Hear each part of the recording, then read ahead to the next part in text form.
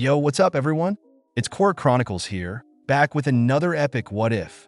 Today, we're diving into a high-stakes story that's all about grit, determination, and breaking barriers. What if Deku was pushed beyond his limits? This My Hero Academia alternate universe is packed with emotion, action, and some game-changing moments you don't want to miss. In this tale, Deku faces challenges that push him far beyond what anyone thought possible.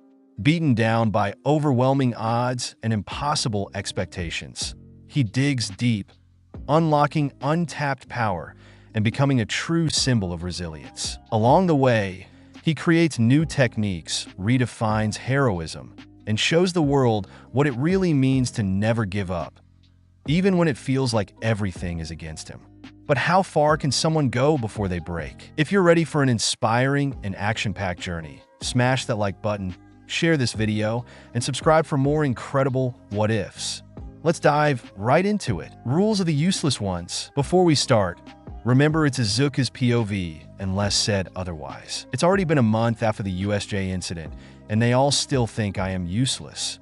It's true I can't use my quirk without hurting myself, but it's not like I had my whole life to train it or to get used to it. I was born quirkless. Yes, you heard right, quirkless. I don't have the luck of having one. Why? I don't know. Maybe because life isn't fair? Or because life sucks and hates me? I am betting on the second opinion. How is living a life without a quirk, you might ask yourself? Well, for me, it was never a question. I lived through it and experienced everything firsthand. So how is it to be quirkless? To make it short, literally living hell. So why am I still alive? I don't know, to be honest. Maybe because I had a dream that I was holding on to for dear life. Maybe I hated the thought of letting my mother behind when she always cared for me. Unfortunately, the only one. Or maybe because I was only waiting for a good opportunity. No, let me be completely honest here. Even if life is crappy and sucks, it is still my life, and I am attached to it. I'm not saying I like it the way it is. I am only saying that I still have hope, and I simply learned to deal with it. What doesn't kill you makes you strong, right? What no one knows is that quirkless doesn't automatically means useless. I learned pretty quickly that I need to hide my intelligence and my true capabilities. Everyone thinks that quirkless kids, or people in generally, are at the bottom of the food chain. They are weak and can't fend for themselves. Seeing that such a person is able to get better results than someone with a quirk is unheard, and there is a good reason for that. There are some unspoken rules for us quirkless people. Number 1, never fight back. I needed to learn this lesson the hard way. Normally, every normal human being would say the weakest link needs protection and the stronger ones are responsible for that. Well, obviously wrong. My classmate and childhood best friend turned against me the moment he heard I was quirkless. From that moment on, everything changed. I was getting beaten up every single day since I was 4. Not at home, luckily, but at the park or kindergarten or preschool, and even in school. People hate quirkless people. I'm even treated like I was some kind of disease, where I was the normal one, and every other one with a quirk was just abnormal in some kind of way. Number 2, never talk back. This is something I learned as soon as I started going to school. Every time I would talk back, I was either yelled at or forced to go to the principal. The teacher would always say something like I was mocking them, or that I was being stubborn and arrogant towards them. There are so many reasons I heard them say, but that never was the case. I never was unfriendly or disrespectful. Anyways, once I end up in front of the principal, he would punish me. One time at cleaning up the school, another time it was a suspension, and another it was detention. Sometimes the teachers even gang up on me in the detention room and use a ruler to hit me, or even they quirk. For example, there was this teacher, he hated me because I always knew the answer to any questions. Most of the times I would spend my detention time with him, and he would use his quirk name's phantom pain on me. As the name already says, it inflicts mental pain that feels like it was real. However, he needed to touch someone directly where he wants them to suffer from immense pain, and so he would come to my side and grab me around my neck or hands. To be completely honest, the pain is indescribable. It hurt so much that I was multiple times so close on killing myself just for it to stop. Then again, it was extreme pain I felt around my neck that I was already close enough to suffocate because my body instinctively stopped breathing. It was not the first time I was so sure I would die there. Number 3, never show your real intelligence. It only took me one incident to figure this one out. I am a good student and I love learning new things. They are really interesting to me, and since I don't have much friends, I would spend most of my time in books or my notebooks. That basically means I know a lot, and I mean a lot. I probably know the whole text boom in and out. One time I had a test and scored 100%. I was immediately given detention since I supposedly was cheating. Since then, I'm always making sure to leave some more error so that I was good enough to not fail the test. Then on the same day, I tried to defend myself and was called to the front to solve the same question, and I did it perfectly again. The teacher wasn't happy about it and began screaming at Mr. telling me that this was not normal that I was make fun of him, and then he demanded that I would stretch my arms out, which I did, and he hit me with a ruler, then let me stay in a corner for the rest of the day. Number 4, never ask for any help. Last time I met a police officer and told him about a robbery in a nearby alley. He only told me this: don't bother us with your stupid jokes. You shouldn't tell people such a lie only to get attention. I could kill you right here and right now. No, piss off. You are lucky I don't shoot you and say that you attacked me. The paperwork for that is too much trouble. Can you even imagine that? All I wanted was to help the poor victim, but he basically told me if I was about to bother him again, he would shoot me. Then there is this one time where I tried to get help because of Bakugo's beating and quirk usage, which was illegal. The first and only time I tried to get medical assistance, they didn't want to let me in because I am quirkless. Even though I was completely covered in my own blood. A child walking, or in my case, running down the streets in broad daylight covered in blood, and no one cares to help him since they knew exactly that he was quirkless. Rumors of a quirkless kid spread fast in the district we live in, and thanks to that it was getting harder for my mother to get a job.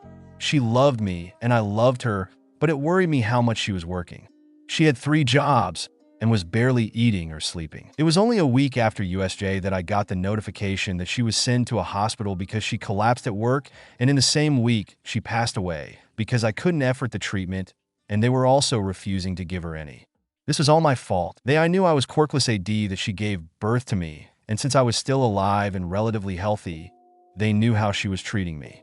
This was her signing her own death papers. Since she paid the rent for the year, I had some time to figure something out. Sometimes I wonder, was this not enough? Warnings. Today was just a normal day. No sleep, no food. Didn't prepare myself for Aizawa's quiz. Didn't train with all might. Oh, and did I mention no sleep for the past 3 days? I now know why Aizawa is always feeling that groggy. Coffee didn't help at all. So, what am I doing to stay awake? Sugar. Pure sugar.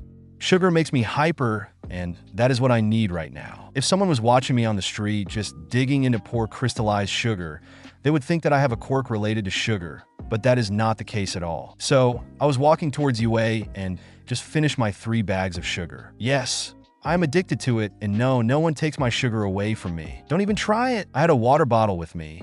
In it again, probably 1/4 sugar and the rest water.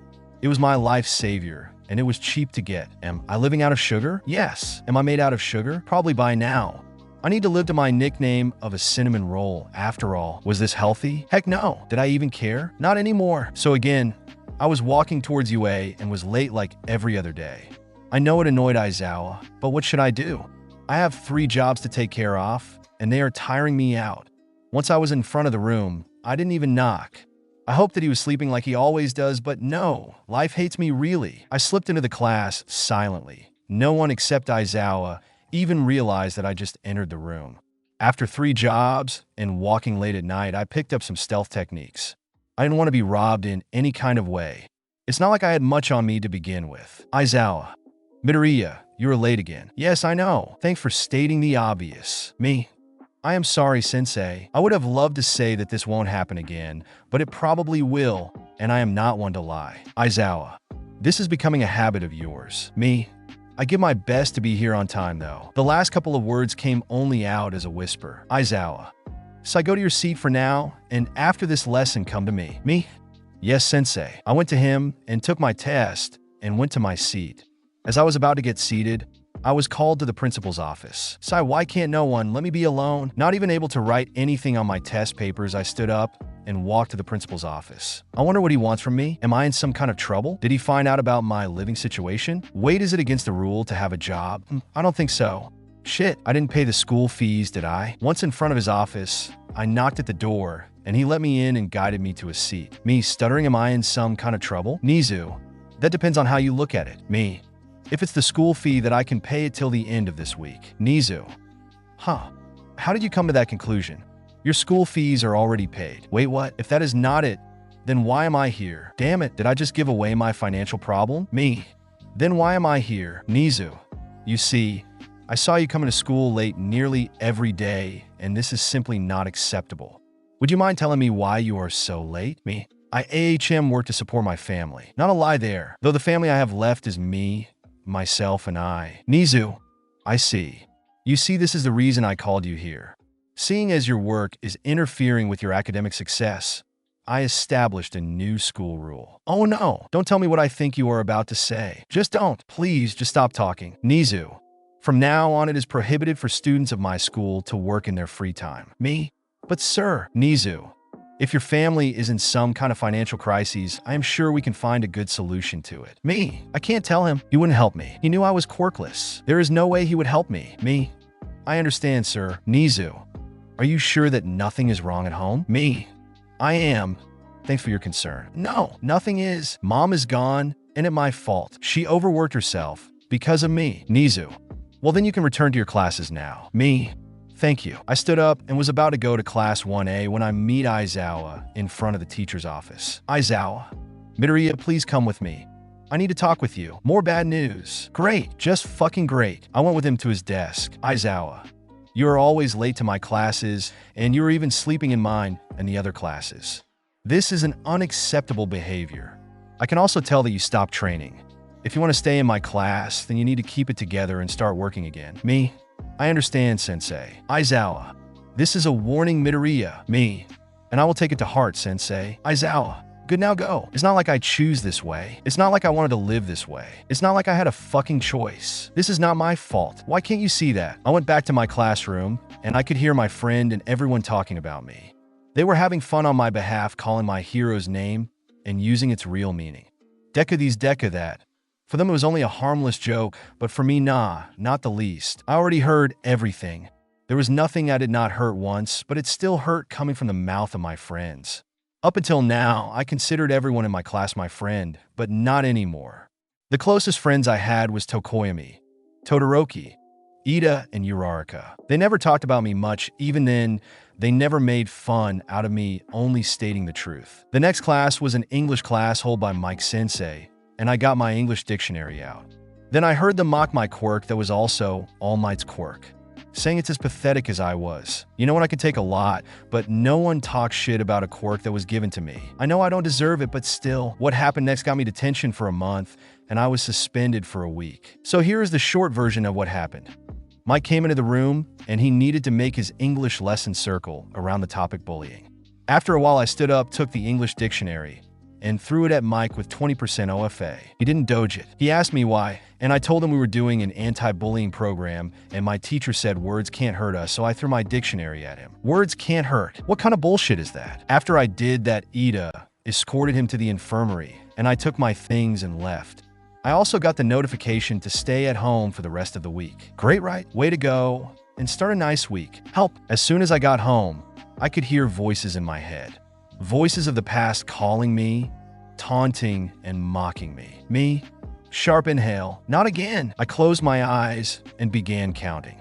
It helped me sometimes. 1, 2, 3, 4, 5, 10, 21, 42, 63, 84, 95, 100. If you really want to be a hero, then why don't you take a swan dive of the roof and hope for a quirk in your next live? You are a failure. You can't do anything right. A tear escaped fell down my cheek. I don't believe a quirkless person can be a hero. Even the #1 hero said it. It must be true. Useless. Waste of space. Me. Whisper shouting SSS stop. I was now completely crying, not able to hold my tears back. I clenched my fists so hard that my nails were digging into my own flesh, and I still couldn't feel them. Disgusting. Me whisper shouting, please. Not wanting to hear any more of them, I went to the bathroom and took out the razor blade. Deku, me, just stop. Leave me alone. Worthless, me. Stop, please. Stupid. D. Quirkless disappointment. Do us all a favor and just die already. Death to the quirkless. Me. Stop already. I get it. I know I am a failure. They suddenly stopped. 42 cuts that were split equally on both of my arms. It took me 42 times to finally snap me out of the hellhole I got myself into. All the cuts were deep and I lost a lot of blood. I felt sluggish and tired. I didn't even bother to clean my cuts or the bathroom floor. However, I knew that they were not deep enough for me to die. At least I don't need to clean that up every time. No one beside me would be at home anyways. I went back to my bed and flopped, letting myself fall into the softness of it. My hands were still bleeding, and I didn't clean nor wrap them up. I wanted to die so desperately, so this wasn't something I should be concerned anymore.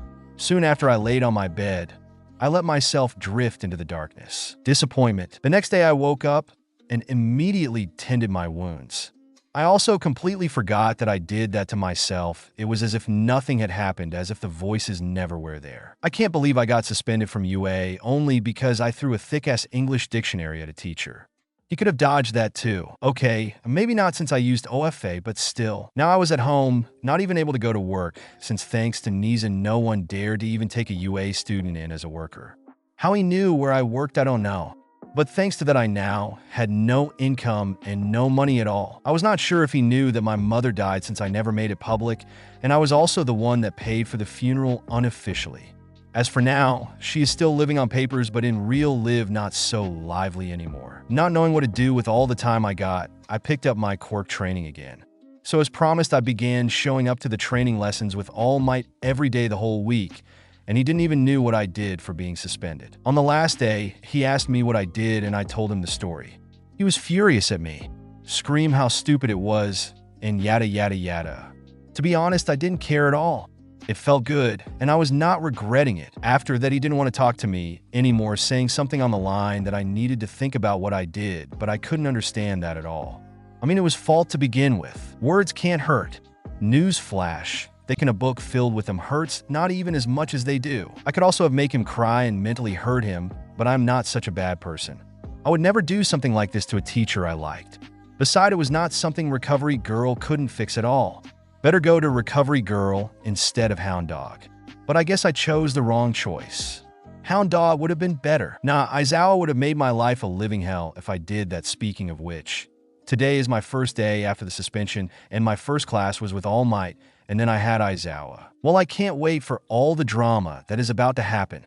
Worst day ever. And the worst part is that it's not even over. Apparently, I messed up in the hero course with All Might and endangered everyone because I still don't get enough sleep, and a specific bitch needed to steal my water bottle and empty the inside of it. Like, why Dandelion? Why? It's already some moss that I got used to working nearly every day that I don't even feel tired at all. Naturally, I make some mistakes, but some was a good joke this time. I was stupid and careless, well, that's what he says. Oh, and let's not forget the disappointment fact. How should I know that Bakugo was about to pull his gauntlets on me again? I mean, I was using my quirk and my wits to the fullest, and he resorted to the only thing that could have stopped me, and also bring down that good damn building we were in ground beta. Am I responsible for his decision? No, but everyone thinks that way. Was this the reason they said I was a disappointment? Nah. After that, I got angry because All Might screamed at me and told me I got anger issues. Who? Me? Me? Anger issues? Who again? Me? Are you sure you got the right person? Me? Did you see that angry Pomeranian? He literally is screaming die every time he attacks. And you are telling me I have angry issues? Well, I thought it was a good thing to respond. All Might. Young Midoriya, engaging young Bakugo in this kind of way was irresponsible and incredible dumb, not to mention the way you attacked him was not very plus ultra. I suggest going to Hound Dog because of your anger issues. Me Wadash. My jaw dropped nearly ground. That's how stunned I was. Me. You do realize that Bakugo is literally screaming die every time he attacks. All Might. He didn't throw a dictionary at a teacher. Now did he? Come on, he literally asked for it. Me. I don't have any anger issues. Me. Say what now? How could you do that? All Might. Now calm down. I only wanted to do what is best for you. I couldn't believe it. I was so angry at that moment that I powered up OFA 100% and punched the building right next to me. He didn't like that. Neither did my arm. He grabbed me by the collar and dragged me to Recovery Girl. We'll have fun explaining why I have a broken and bruised arm again. Refusing to talk, I just sat there and let it all happen. While I was in the room with Recovery Girl healing me and All Might lecturing the hell out of me, Aizawa came in too. Thanks to that, and the healer also healed all my self-inflicted wounds that she didn't see luckily. It couldn't get worse, could it? Aizawa. Why was I called here? He looked around the room. then at me and at my broken and bruised arm. Aizawa. So I let you with my class for a whole lesson alone, and this is what happens. All Might. He didn't get that while training. Aizawa. Is that so? Then explain me why his arm looks like this again. All Might. Young Midoriya here has some serious anger issues, and as I confronted him with that, he punched the wall next to him. Me. You forgot to mention that I used my quirk to the fullest and made that building crumble to dust. Aizawa. Not helping at all, problem child. Me, what I just stated a fact. Aizawa. All Might out. The Erasure hero used his quirk for intimidation purpose and threw together with Recovery Girl. All Might out. Aizawa. Okay, what happened really? Me. Exactly what he said. Aizawa. That didn't include the reason why you did it. Recovery Girl healed my arm, and I should have felt the drawback, but I didn't at all. Me. He scheduled an angry management lesson with Hound Dog on my behalf without asking me, and he insisted that I had some anger issues. Aizawa. And have you? Me no. Aizawa, really? Not you too. Me. Do you see me scream die at every attack I do, or use my quirk nearly every day to intimidate anyone or even threaten someone? I don't even insult people. Aizawa. Then tell me, why did you throw that book at Mike? Of course, he wants to know why I threw and probably broke some bones of his husband with a good damn book. Me. For my defense, he literally asked for that. Recovery Girl. How come? Me. He said words don't hurt, and I showed him that that was a complete lie. I could have also made him cry and have a mental breakdown. Is that what you wanted to see? Aizawa, no, problem child, I don't. You are also right. He did deserve it, but that was not the way to show it. Me. Probably. Thinking about it, it might have been stupid. Recovery Girl. Another note. How are you feeling? Me. Good, why? Recovery Girl. You are not feeling tired at all? Me, no, why? Recovery Girl. I just healed you. Me, oh. Well, I'm not tired, so can I go back to class? Recovery Girl. I need a blood sample from you, but after that, sure. Me, why? Recovery Girl. This behavior is unlike you, so I need to see if you took any drugs. If you count sugar as a drug, then yeah, I did. Me, okay. They both looked at each other. I was way too hyperactive than I should have been. Probably way too much sugar. What did I expect after finishing 2 packages in the morning and not eating anything anymore for probably the last week since I don't have a job anymore? Aizawa.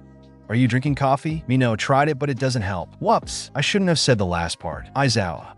What do you mean with doesn't help, problem child? Me. Nothing? Recovery Girl. That sounded more like a question than an answer, Midoriya. Aizawa. When was the last time you slept? Was I that obvious? Me. At night. Aizawa. Which night? When was the last time I slept? I can't remember. Oh wait, that must have been on my day off 1 month ago. Me, Monday. Aizawa. Today is Monday. Me. And? Recovery Girl. You haven't slept for a week? Me, no. That would have been heaven for me. Aizawa. 2 weeks? What are we doing? A guessing game? If you want that, sure, why not? Me, no. Recovery Girl. 3? Me. No. Aizawa. A month? Me. That sounds right. Recovery Girl. That's it. I'm gonna give you something, and you will be staying right here where you are. I can't believe it. Doesn't slept for a month? Kid, how are you still awake? Me, I don't. Recovery Girl. He is even worse than you are. Aizawa. Didn't know that was even possible. Recovery Girl. Neither did I. Me. Well, believe it because you have the living proof for that in front of you. Recovery Girl then gave me 1 injection, and I was still awake. Me. Should this have put me to sleep? She then gave me another and another. After the 3rd injection, I went out cold. Before I did, I could hear, saying to Aizawa, this shouldn't have been possible. I just gave him a doses that could put out a freaking elephant. Wouldn't that kill him? In his case, I don't think so. Announcement. Let the game begin. After my brilliant 1-week break and retuning to All Might's classes and getting put out cold like a dog, I missed the whole day and the next and the day after. She let me sleep for 3 days straight. The first class I had after my beauty sleep, I had Aizawa's class, and you know what? If I had a Bible, I would have thrown it at him as I did with the dictionary to Mike.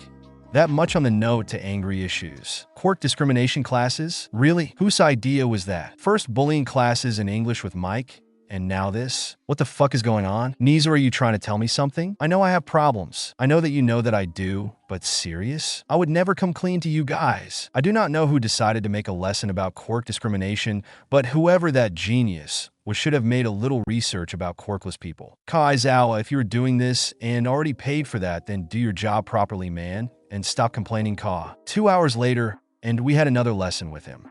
This time it was thankfully not some kind of bullshit. Aizawa. Everyone shut up. There will be an announcement made in the school assembly hall. You have 10 minutes to get there.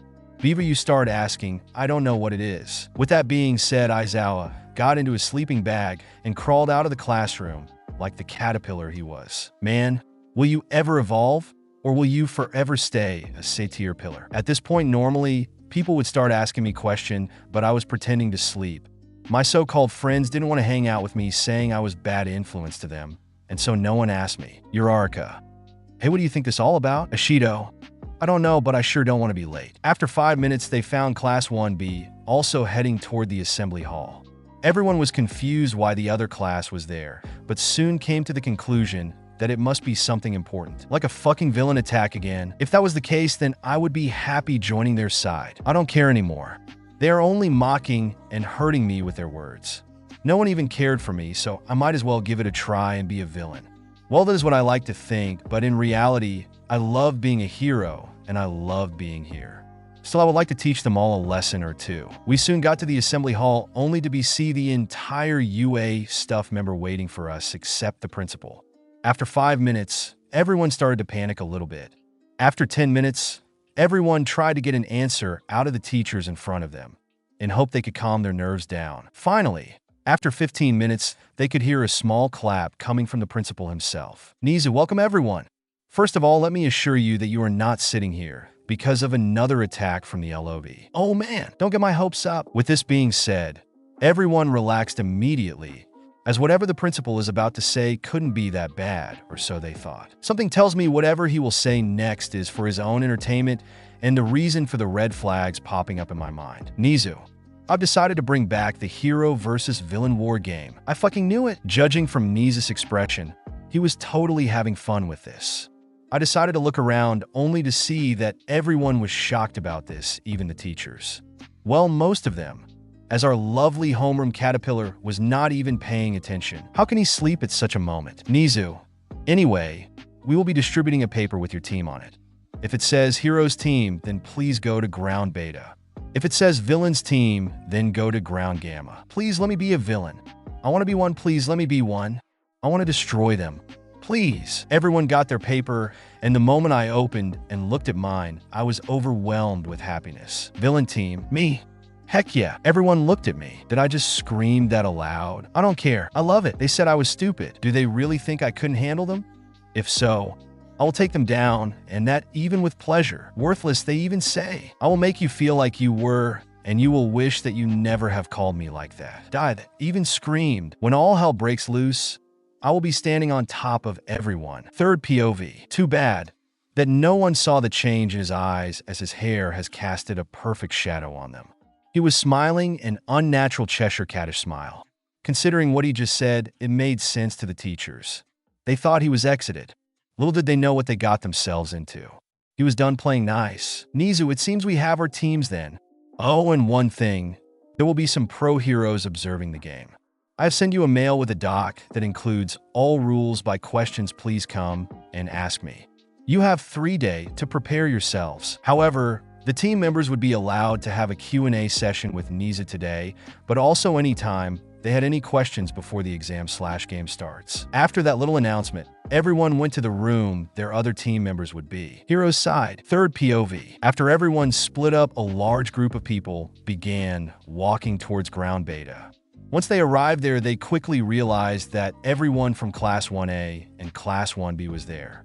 Naturally, I didn't think that Izuku that was so hyped up when he saw the paper wasn't there. Everyone believed that Izuku was on the hero team, since he never gave up no matter how many bones he broke, he was there.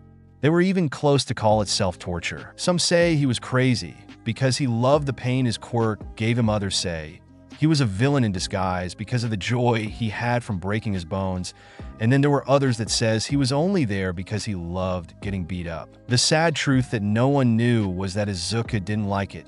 He hated it, and it was painful too. However, after breaking so many bones, he couldn't feel it anymore.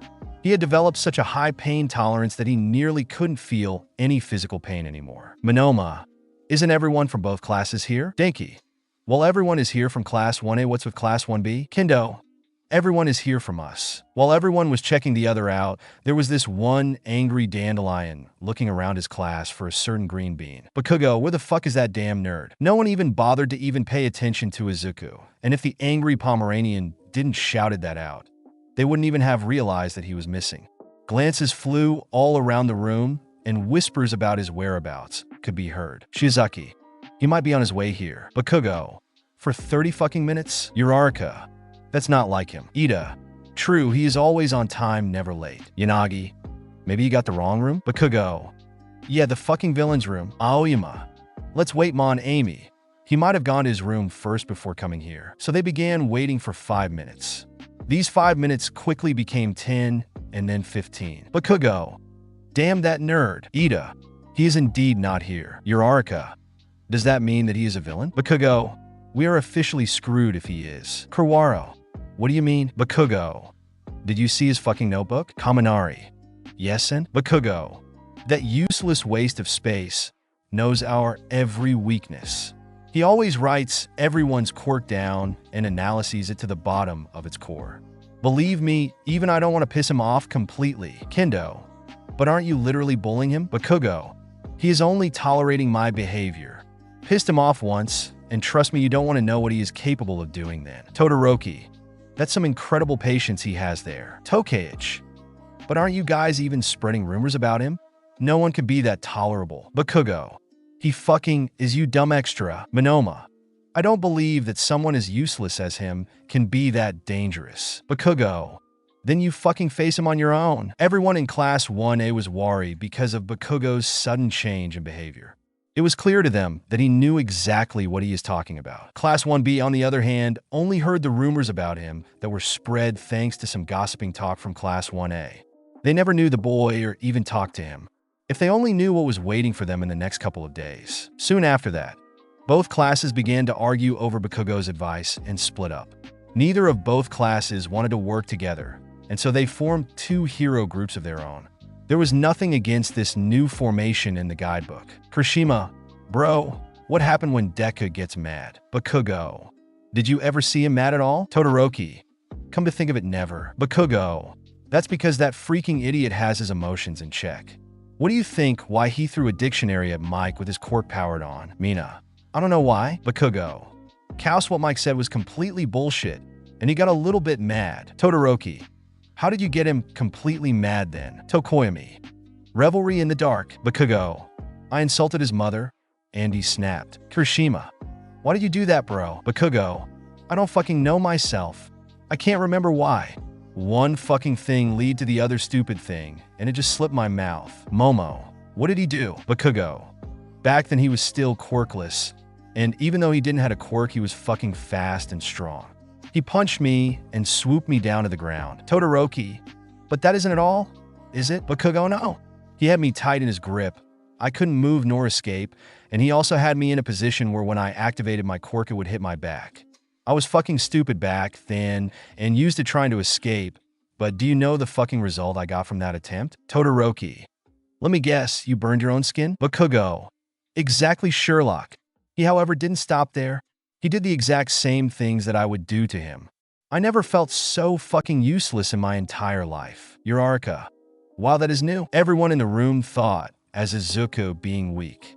None of them, besides Class 1A, began to worry about their situation. From all they know, they were up against one person.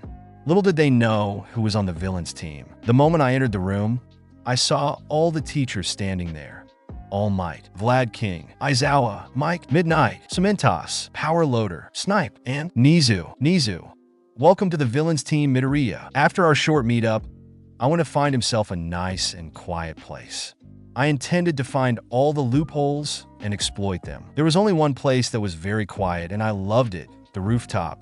I knew that the rooftop was off limits for students, but that never stopped me from lock-picking the door and go there to enjoy lunchtime, or when I felt like I needed a break from my class. It was weird knowing that the rumors that I could hear going all around the school were originating from my class. It bothered me to know that. At least there were still people that haven't spoken ill over me. When I was up there, I went to my spot and took out the guidelines. Therefore, I went on and began reading the whole rule guide.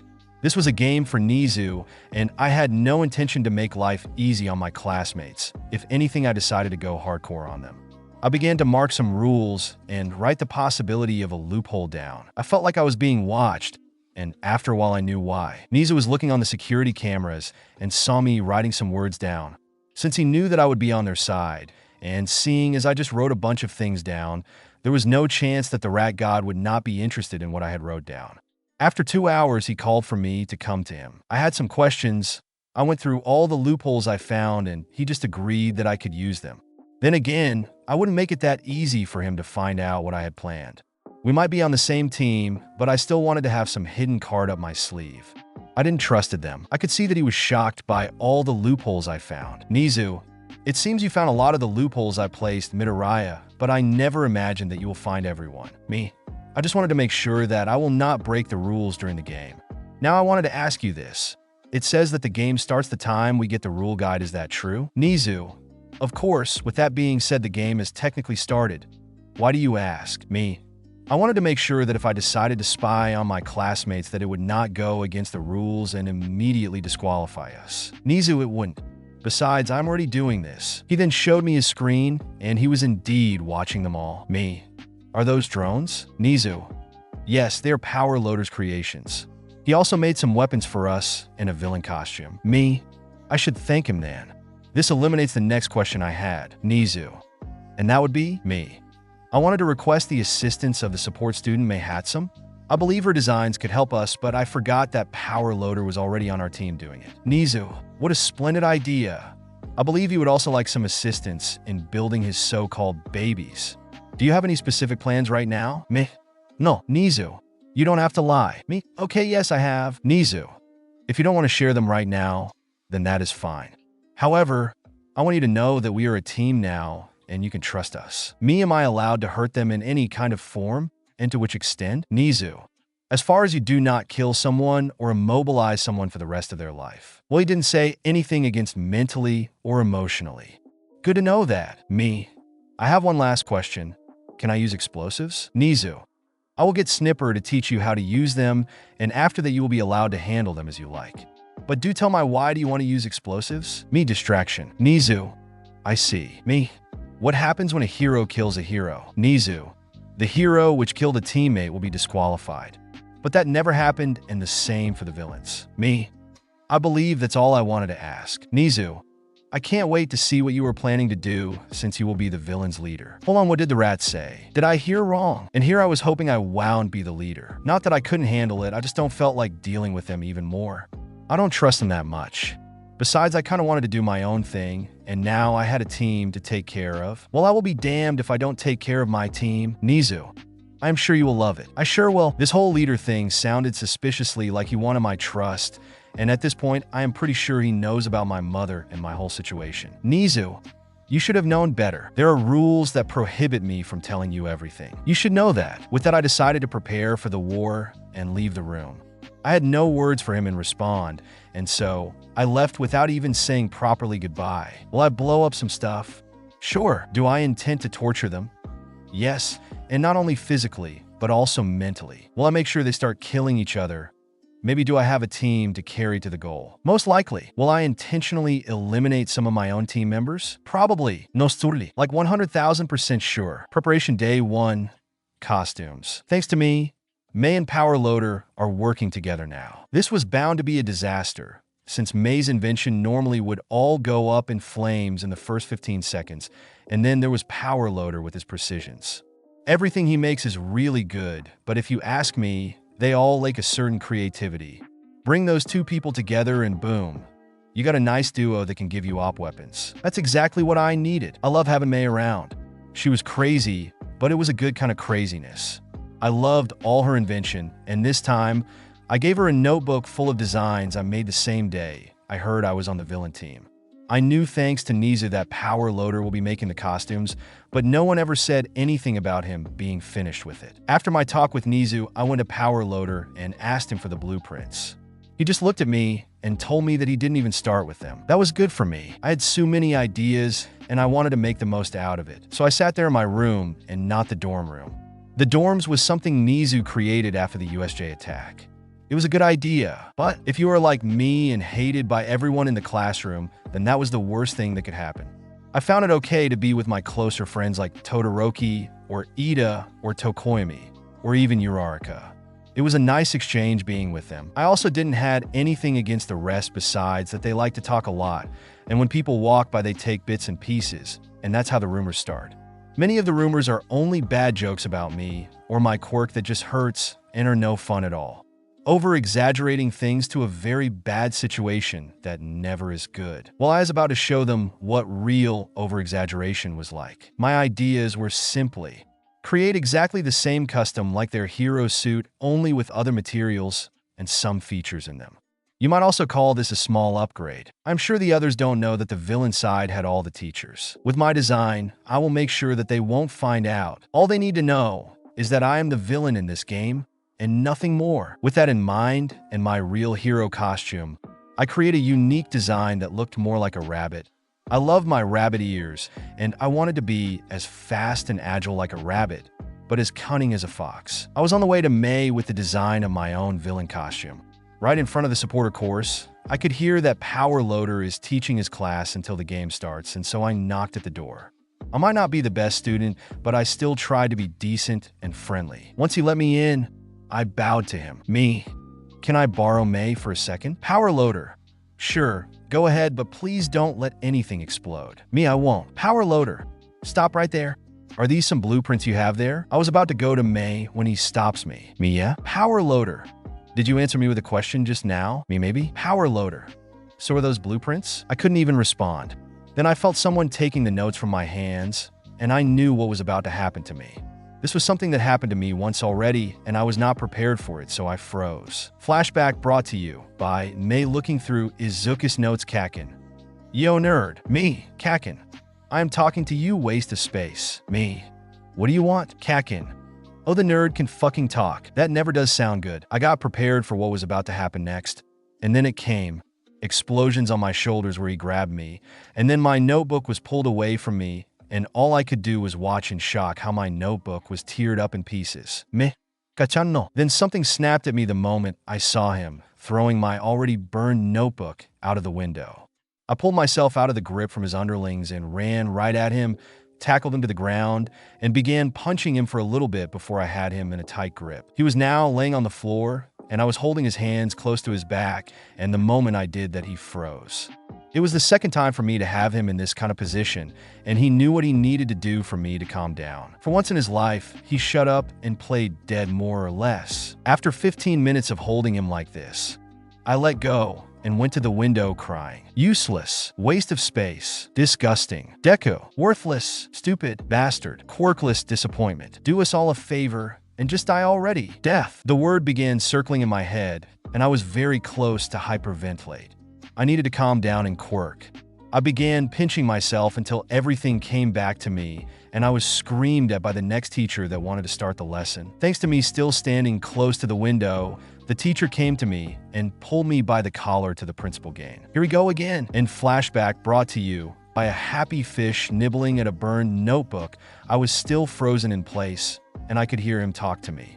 It took some time for me to even realize he was talking to me. Power Loader. Izuku, can you hear me? Meizu? You okay? Power Loader. Izuku, I want you to listen to me, okay? All I could do is look at him and blink. Power Loader. Okay. Try and come me, okay? I slowly managed to nod to him. Power Loader. Good, now breath in and out. He began to make some breathing exercise, and I copied him. It took a solid 15 minutes till I woke up from my state. Power Loader. Are you okay? Mia. Thanks. I didn't even realize that I was hyperventilating, even was spiraling down into a panic attack until he came to my side. I was thankful that he didn't touch me, or I would have for sure used my quirk against him. Me. Sweet. If I had known that this would trigger something, I am so sorry. Me. It's okay. Power Loader. You don't have to talk about this. Izuku. Can we have a look at the blueprints you brought with you? Me, sure. May gave the notebook to Power Loader, and the moment he saw them, he began quickly to look over every single page. They were all full of ideas for all the teachers. Power Loader. Did you do this on your own? Power. No, they're brilliant. With that, he began sharing the blueprints to all his students, and in one day, they made the villain suit for me. At the end of the day, the whole class was doing their best to make things out of my blueprints. Apparently mine were a little bit too much on the side of too detailed, and they couldn't do everything I wanted, but they made nearly anything. The fault wasn't mine, or the blueprints, or the students making them. They didn't have the material for everything, that was all. Power loader. These are amazing blueprints, and this really suits you. With that, I got my suit, and every other costume was also done. Me. Thank you for making them. Thank you all. With that, I bowed to the whole class, and they just applauded and cheered. They were happy about the things they could do. Preparation day 2. Training. Today I was called to meet Aizawa in the teacher lounge. I was sure Power Loader told them all about what happened yesterday. It's either that, or he was about to make one hell of a training session with me. Maybe even both.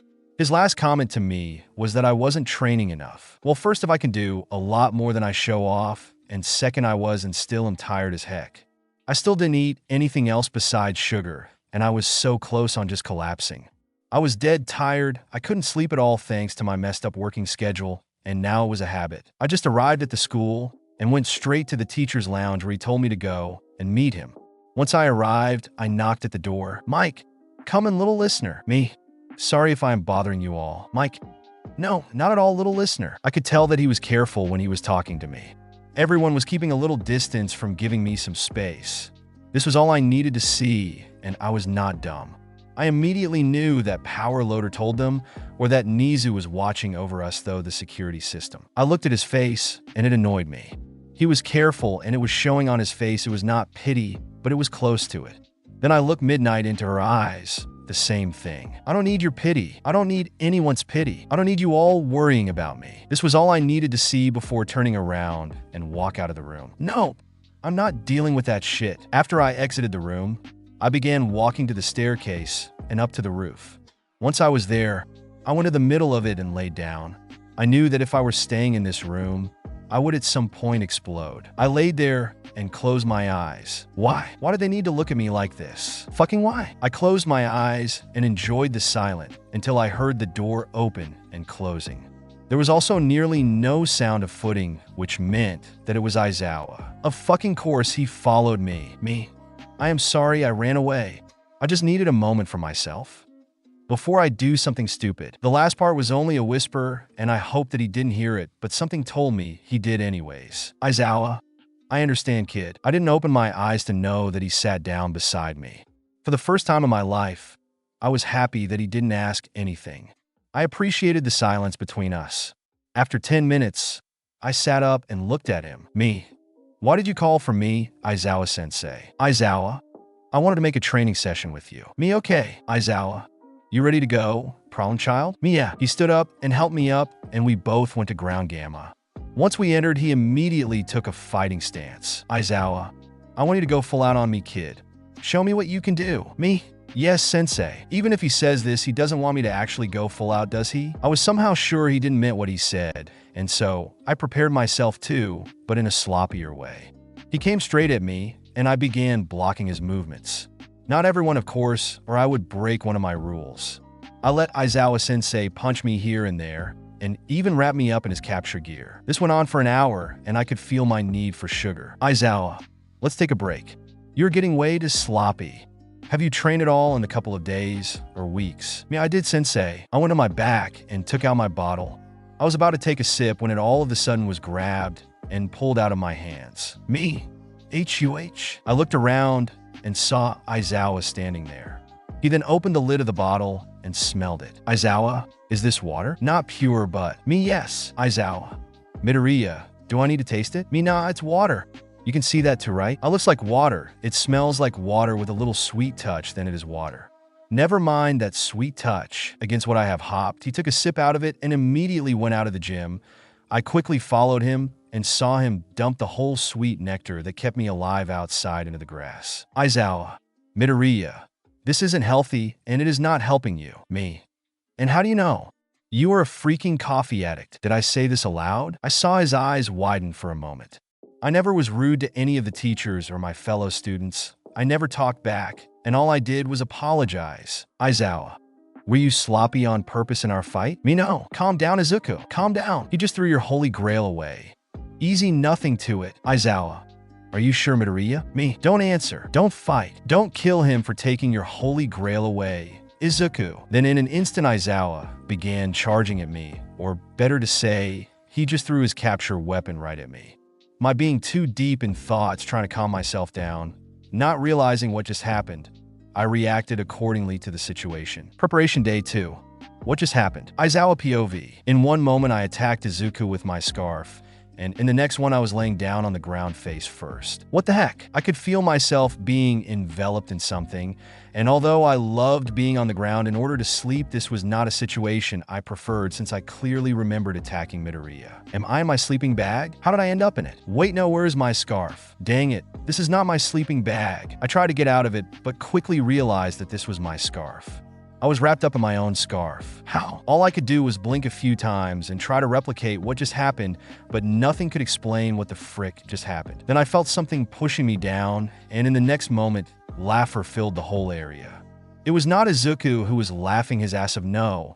It was my dear husband that was laying on the ground. Me.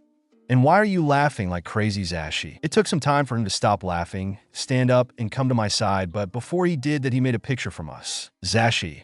Okay, little listener, I think he had enough. In the next moment, I felt a lot lighter, and I heard Izuku apologizing over and over again.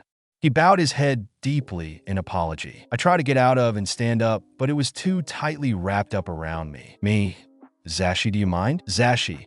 Haha, of course not. It took a good 15 minutes until I was free, and I was confused on what just happened. Pissed at my still laughing husband, and somewhat impressed and proud of Izuku. Zashi. Show, you need to see this.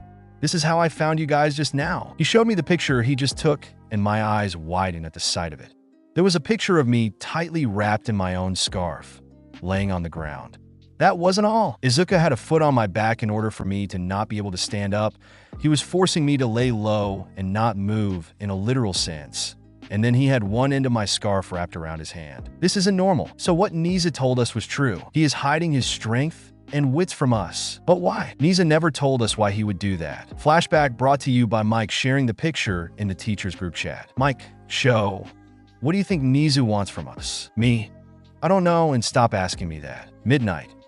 Maybe there's a villain attack or a lead to them. Mike, not that I know of. Midnight. Maybe a new staff member? Or maybe he gives us some vacations. Me? Very unlikely. The rest of our walk to Nizu's office, Mike, and Midnight, we're trying to guess what was about to happen, or better known as the reason for our beloved rat school Satan to call for all of his teachers. People like to call us his demons since we were all a pain in the ass to deal with, especially me, if they don't give me some quality coffee. It took a while for everyone to arrive, and after every single one of us was there, Nizu immediately started to explain the reason we were all here, and I suddenly knew why I had such a bad feeling. Nizu. I've decided to bring the hero versus villain war game back. I swear to God, he is only doing this because he is bored. Hound Dog. May I point something out? Nizu, why of course? Hound Dog. There's a good reason we don't do this anymore. After the last class tore each other down, and I had to spend a whole year in trying to get them back to be normal, I don't think this would be a good idea. Nizu. Oh, but they won't face each other's. Vlad King. Exhale, I am so relieved to hear that. Me. Scared of my class? Vlad King. Your class is insane. I don't know what you are teaching them. Mike, I am happy to hear that the little listeners of 1A and 1B won't go against each other. If they're not, then who are they facing? Midnight, I don't understand. If there is a villain versus hero exercise, and they will be the heroes who is going to be the villain? Nizu, I never said anything about them being only the hero, and besides that they are not the only one participating in it. Me, I am not getting paid enough for this. Nizu, I will make sure to upgrade our coffee machine. Me, I never said anything against it. I am in. Nizu, thought so. Midnight.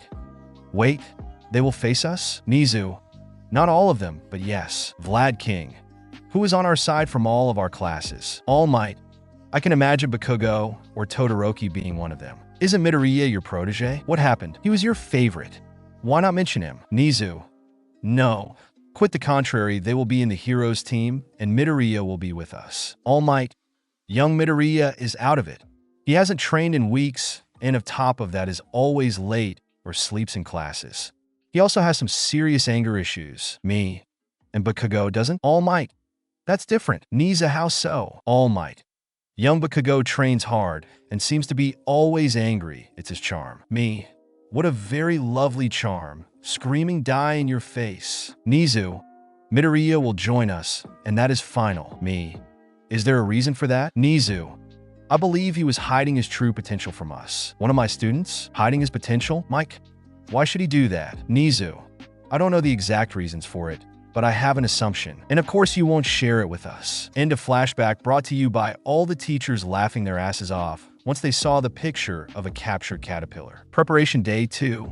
Speechless. Aizawa's POV. Izuku was still apologizing, and he was suddenly wobbly on his feet. Mike, are you okay, Izuku? Izuku. Me. Problem child? In the next moment, he collapsed right in front of us. I somehow managed to catch him right before he could hit the ground. Mike, is he okay? Me? I don't know yet. I will bring him to Chio. With that, I took him and carried him all the way to the healer's infirmary and laid him down on one of the bed. Chio, what happened to him? Me? He just collapsed. Mike, you should have seen what he did to show before that. Chio, oh, I saw the picture. Me? Zashi, my husband was unbelievable sometimes. I can't believe you just shared that picture with everyone. I didn't have my phone with me, so I would see it later. We could hear Izuku waking up. He was out only for 15 minutes, but it was still concerning that he would just lose conscious like that. Izuku, why am I here? Me, you blacked out. Izuku, oh, Chio, when was the last time you ate something? Me, besides sugar. Chio, I thought I strictly told you not to consume any sugar anymore. Me, this doesn't answer the last question. Izuku, I saw him nibbling on his lower lip. It was obvious that he didn't want to talk about it. Mike, so I will let Lunch Rush make something for you. He looked pained, and all I wanted in this moment was to distract him for a while. On top of that, I needed to know what the heck happened. Misu, what happened? Izuka, me. I mean, how did you manage to get me wrapped up in my own scarf when only moments earlier every move you made was sloppy? I am sorry. He closed his eyes, and he looked ready to take a beating. Me, listen, problem child. I'm not gonna hit you. Izuku, you are not mad? Me. Why should I be? Izuku. Because I just put you in a discomforting position. Chio, that has nothing to do with you. It was Mick's fault. Izuku, whispering I can't tell them about the rules. It was hard to hear him say that, but I picked it up and it took my interest. I was not someone to let it just slide. It was obviously something important. Me, what rules? He first looked at me with wide eyes and then away from us. Then I heard the door open and Mike came in with some food. He was, however, not alone. Nizu was following him. Nizu, I heard you collapsed, Izuku. Are you feeling better now? A nod as a respond. Me, kid, what rules? I wouldn't let this one go. The feeling that this was something important was nagging at me. Nizu, I believe it has something to do with your former quirkless status. Am I right? My eyes widened in realization. I knew that he was a late bloomer, but I didn't know the details. If what Nizu was implying was correct, then that would make a lot of sense. We all looked at Izuku, who was now uncomfortable looking at the bed sheet, and nodded. Nizu, all right, Izuku, I do not want to pressure you for today. I also won't forget this. Izuku, I understand. Me, how about you tell me how you managed to flip me on the ground so quick? Izuku, Nizu, it's okay, Izuku. No one will hurt you for that or be mad at you. Izuku, exhale, you threw the scarf at me, and I caught one end and then pulled you towards me while also flinging your capture gear to the right. Then I used the moment to sidestep you and vanish from your sight and swooped you off the ground. Nizu, I see. Thanks to the moment of you flinging his scarf to the right and the short moment his feet lost contact to the ground, you were able to wrap him up completely. A nod, Izuku. Yeah, and then I just used the grip and quickly but softly laid him down while also making it hard for him to stand up again. Nizu, did you use your quirk? Another nod. I was completely stunned. No words came out of my mouth. Nothing could have described this moment. Nothing at all. Me. To what extent? No answer. Recovery girl? Izuku? No answer again. Nizu. Let me guess. Judging from the speed you used, I would say 30%. Izuku. 42% actually. Again, I was left speechless. However, there was one question that was circling around my mind. Me. How did you manage to do that with my scarf? Izuku. I saw you using it and studied your every move. It also helped that you used it multiple times on me. Now I was left even more speechless. The rest of the day, I spent my time besides Izuku and made sure that the boy ate something and not consume any sugar anymore. After that, we also trained a little bit more, and it quickly became painfully obvious that he was not weak at all. He was training, and that hard. I felt proud of him being my student and being able to beat me every single time. That kid had more potential than every single one I have seen so far, but he also lived to the name of a problem child, which concerned me. I felt also very sad and disappointed in myself for not being able to see it sooner. Why couldn't I see that his movements were flawless? Even when he was sloppy, they were still flawlessly placed that way. Why didn't I see all his muscles? Why didn't I see how skinny he was? Why couldn't I realize anything at all? Then the most important question came to my mind, and that was the reason why I insisted on escorting him home. Why wasn't his mother doing anything against it? I knew that she was a lovingly mother, or that was what I had been told. So why wasn't she taking care of him? What happened for him to change that much? Preparation day 2. Found out. Oh great, how did this even happen? Now I have Aizawa following me home, and on top of that, he will for sure find out about my situation. I never asked for this. Time to get rid of him. It was already dark outside, and I needed to wait in UA until the teachers were done with their day, and Aizawa could escort me back. Never asked for it, never wanted it, but Nizu and Recovery Girl insisted on this. By now, I was completely sure that Nizu knew about my situation. This was no mere coincidence at all. Me. Aizawa-sensei? Aizawa. Yes, problem child? Me. You do know you don't need to escort me home. Aizawa. Sigh, yes, I do, problem child. Now what? He loves cat, doesn't he? I stopped mid-track and looked into a dark alley. There was nothing in the alley that should even have caught my interest, but I wanted to get rid of the hero, and this was the best thing I could do. It didn't take long for the hero to realize that I stopped, and he turned around to me only to find me staring into a dark alley. This should have creeped him out, but no. He came to my side and then looked at the alley too. Aizawa. Is there something? Me. Can't you hear it? Aizawa. Hear what? Nothing. Nothing at all. There is nothing. Me, a cat. Let's see if he really will fall for that cheap trick. Aiza. Akat. Mia. I hated to lie. I absolutely hated it. But this was a desperate situation, and desperate situations call for desperate measurements. Aizawa. You wait here, and I will check this out. I can't believe he just fell for that cheap trick. Once he took 3 steps in front of me, I quickly turned powered up OFA and dashed towards my home, leaving the poor hero there. With the help of my quirk, I managed to get home within 10 minutes of getting up to the nearest rooftop and then jumping from one to another. It was the fastest way to move around the city. Maybe it looked a little bit suspicious, but who cares? It didn't take very long for me to get to the apartment and get inside. First thing I did was looking all the doors and closing shut every single window there's plus the curtains. Aizawa was a racerhead after all, and the underground hero was very good in observing and getting his information from it. I didn't intend it for the hero to find it out at all. I was leaning against the front door and waiting for the knock of the hero. I was sure it would come, and it took a solid 15 minutes after I came home for him to be in front of my door and actually knock. Me? Leave me alone. Aizawa. Midoriya. Open the door. Me, why should I? Aizawa. Midoriya. Let me get your mother to come out. The moment he mentioned my mother, I felt like crying again. The truth was I lost her, and I still miss her, and I am not over her death. The knocking soon evolved in banging, and then I could hear a neighbor. Neighbor. What is all the ruckus about? Aizawa. Pro Hero Eraserhead. I am sorry for disturbing you. Neighbor. Is something wrong with the greenette? Aizawa. He is a student at UA, and I would like to speak to his mother. Neighbor. Unfortunately, that is no longer possible. Aizawa, how long? Neighbor. It's already been a while since she passed away, and by what I can tell, the poor boy is working his ass off to survive. I can't believe no one of his relatives wanted to take him in. Aizawa. Thanks for the information. Neighbor. You're welcome. Why? Why did you need to tell him that? He didn't need to know it. Mom, why did you leave me? Useless. Was I too useless? Was it all true? Waste of space. If only you never gave birth to me. Then you would still live, Mom. I don't deserve to live. I am just a waste of space. Disgusting. Mom, how could you look at me and smile? You never screamed at me or were angry at me for anything. Thanks for that, Deku. Never called me Deku. And even when everyone did, you always defended me. I need you back. Worthless. Please, Mom. Come back to me. Stupid. Please. Quirkless disappointment. I need you.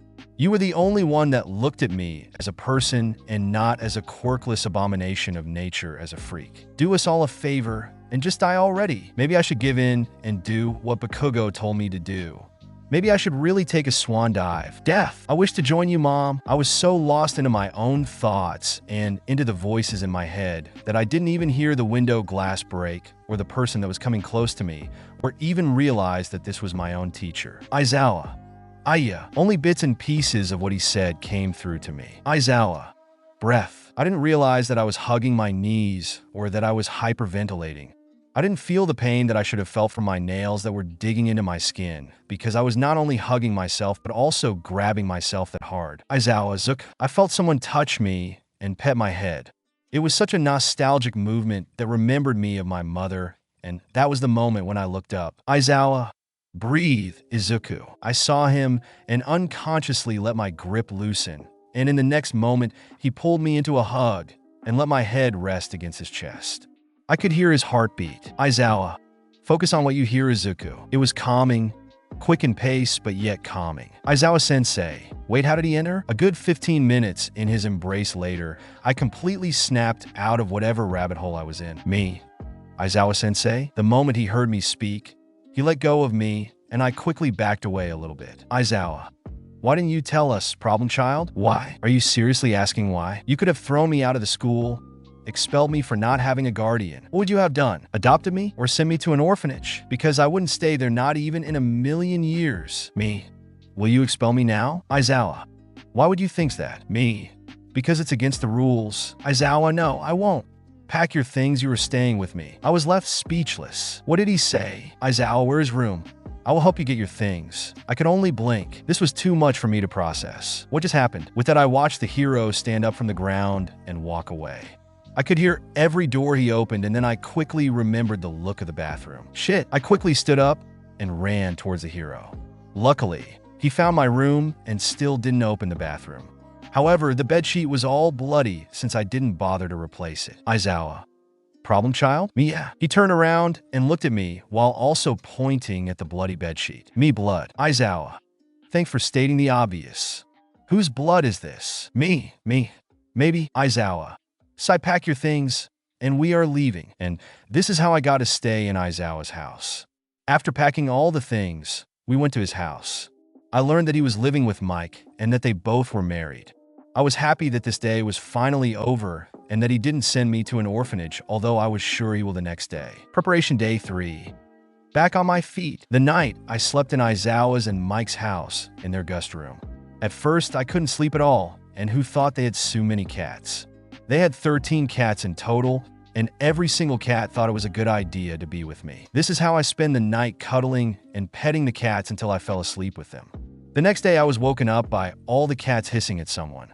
I still had my eyes closed and enjoyed the moment, ignoring all the hissing since I didn't felt like threatened by them. So it was fine with me. Mik, sho. I wouldn't go in there right now. Aizawa. Whispering, why not? Mike whispering, just have a look. I heard the door open again, and the cats started hissing again. Do the cats not like them? Why are they hissing at both of them? I thought these cats were theirs. Aizawa whispering, you kidding me? How did he do that? They hate each other, and here we have a person laying in bed with all of them, and they are not fighting each other. Mike whispering, I know, and what's more questionable is them hissing at us, and not letting us come near him at all. Aizawa whispering, did you gave the all catnip again? Mike whispering, no, they are all high on a cinnamon roll, obviously. I then decided it was enough hissing of the cats, and I would not be able to get any more sleep anyways. I could even call myself lucky that I got so much in the first place. Me. Morning, Mike Sensei and Aizawa Sensei. All the cats stopped hissing and went to my side. Every one of them began nuzzling themselves against each other and against me. Me morning to you guys too. Aizawa. How are you doing this? Me doing what? Aizawa. The cat's problem child. How did you tame them? Tame them? Why do I need to tame them? They're all so cute and so well behaved. Me. I did nothing. Mike. How did they even came in this room? Me. Oh, well, I couldn't sleep, so I went and got myself a glass of water, and they all came to me and didn't want to let me be alone, so I accepted them. Mike. So that's why you slept with them. That was the cutest thing I have ever seen. Aizawa. I wish I could sleep with them once in a while. Mike. No, you don't, or you sleep alone. Mike. Anyways, breakfast is ready. Aizawa. Get ready and come down then. With that, they all left me with the cats alone in the room. I quickly changed into my uniform and then went down with all the cats following me. Once I entered the kitchen, Aizawa finished laying down the food bowls for the cat, but they didn't want it to even touch their bowls. They all were surrounding me. AHM, should I be concerned that they are not leaving my side? Aizawa, yep. Mike, they never done that. Normally, they would ran at their food bowls and eat their food the moment the food bowl touches the ground, as if there was no tomorrow. What should I do? Aizawa, here kid, try placing this one down. He went to my side after picking one bowl up and giving it to me. The moment I had the bowl in my hand, every cat began mewing at me. I then went to where the bowl was standing and placed it down.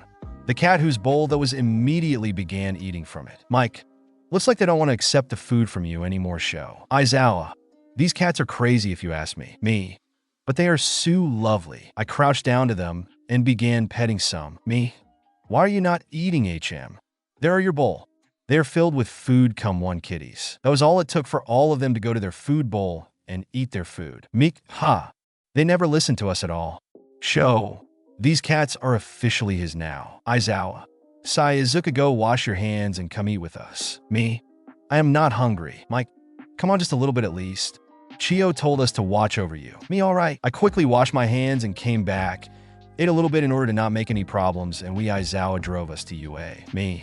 So, what are we going to do today? Aizawa, Power Loader wants you in his class. He said something about he made everything you had in the notebook. Mike, show you never told me you had someone in your class that could make blueprints. Aizawa, that's because I didn't know that. Mike, really? Aizawa, yeah.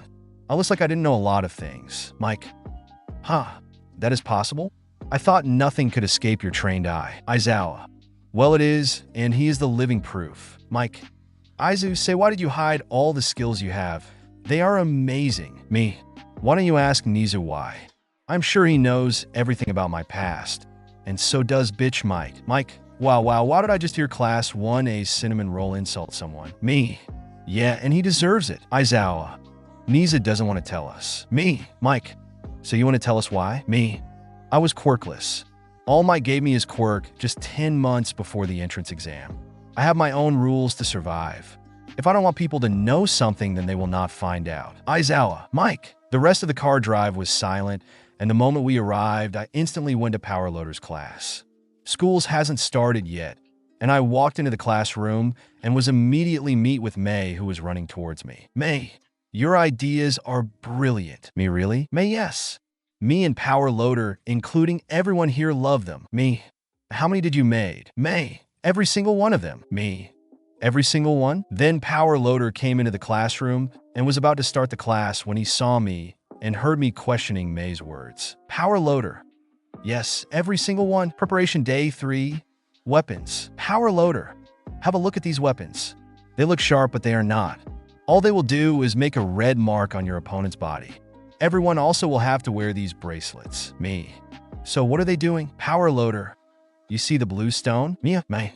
Actually, it's not a stone at all. Power Loader, it is a compartment for the refined version of Midnight's quirk.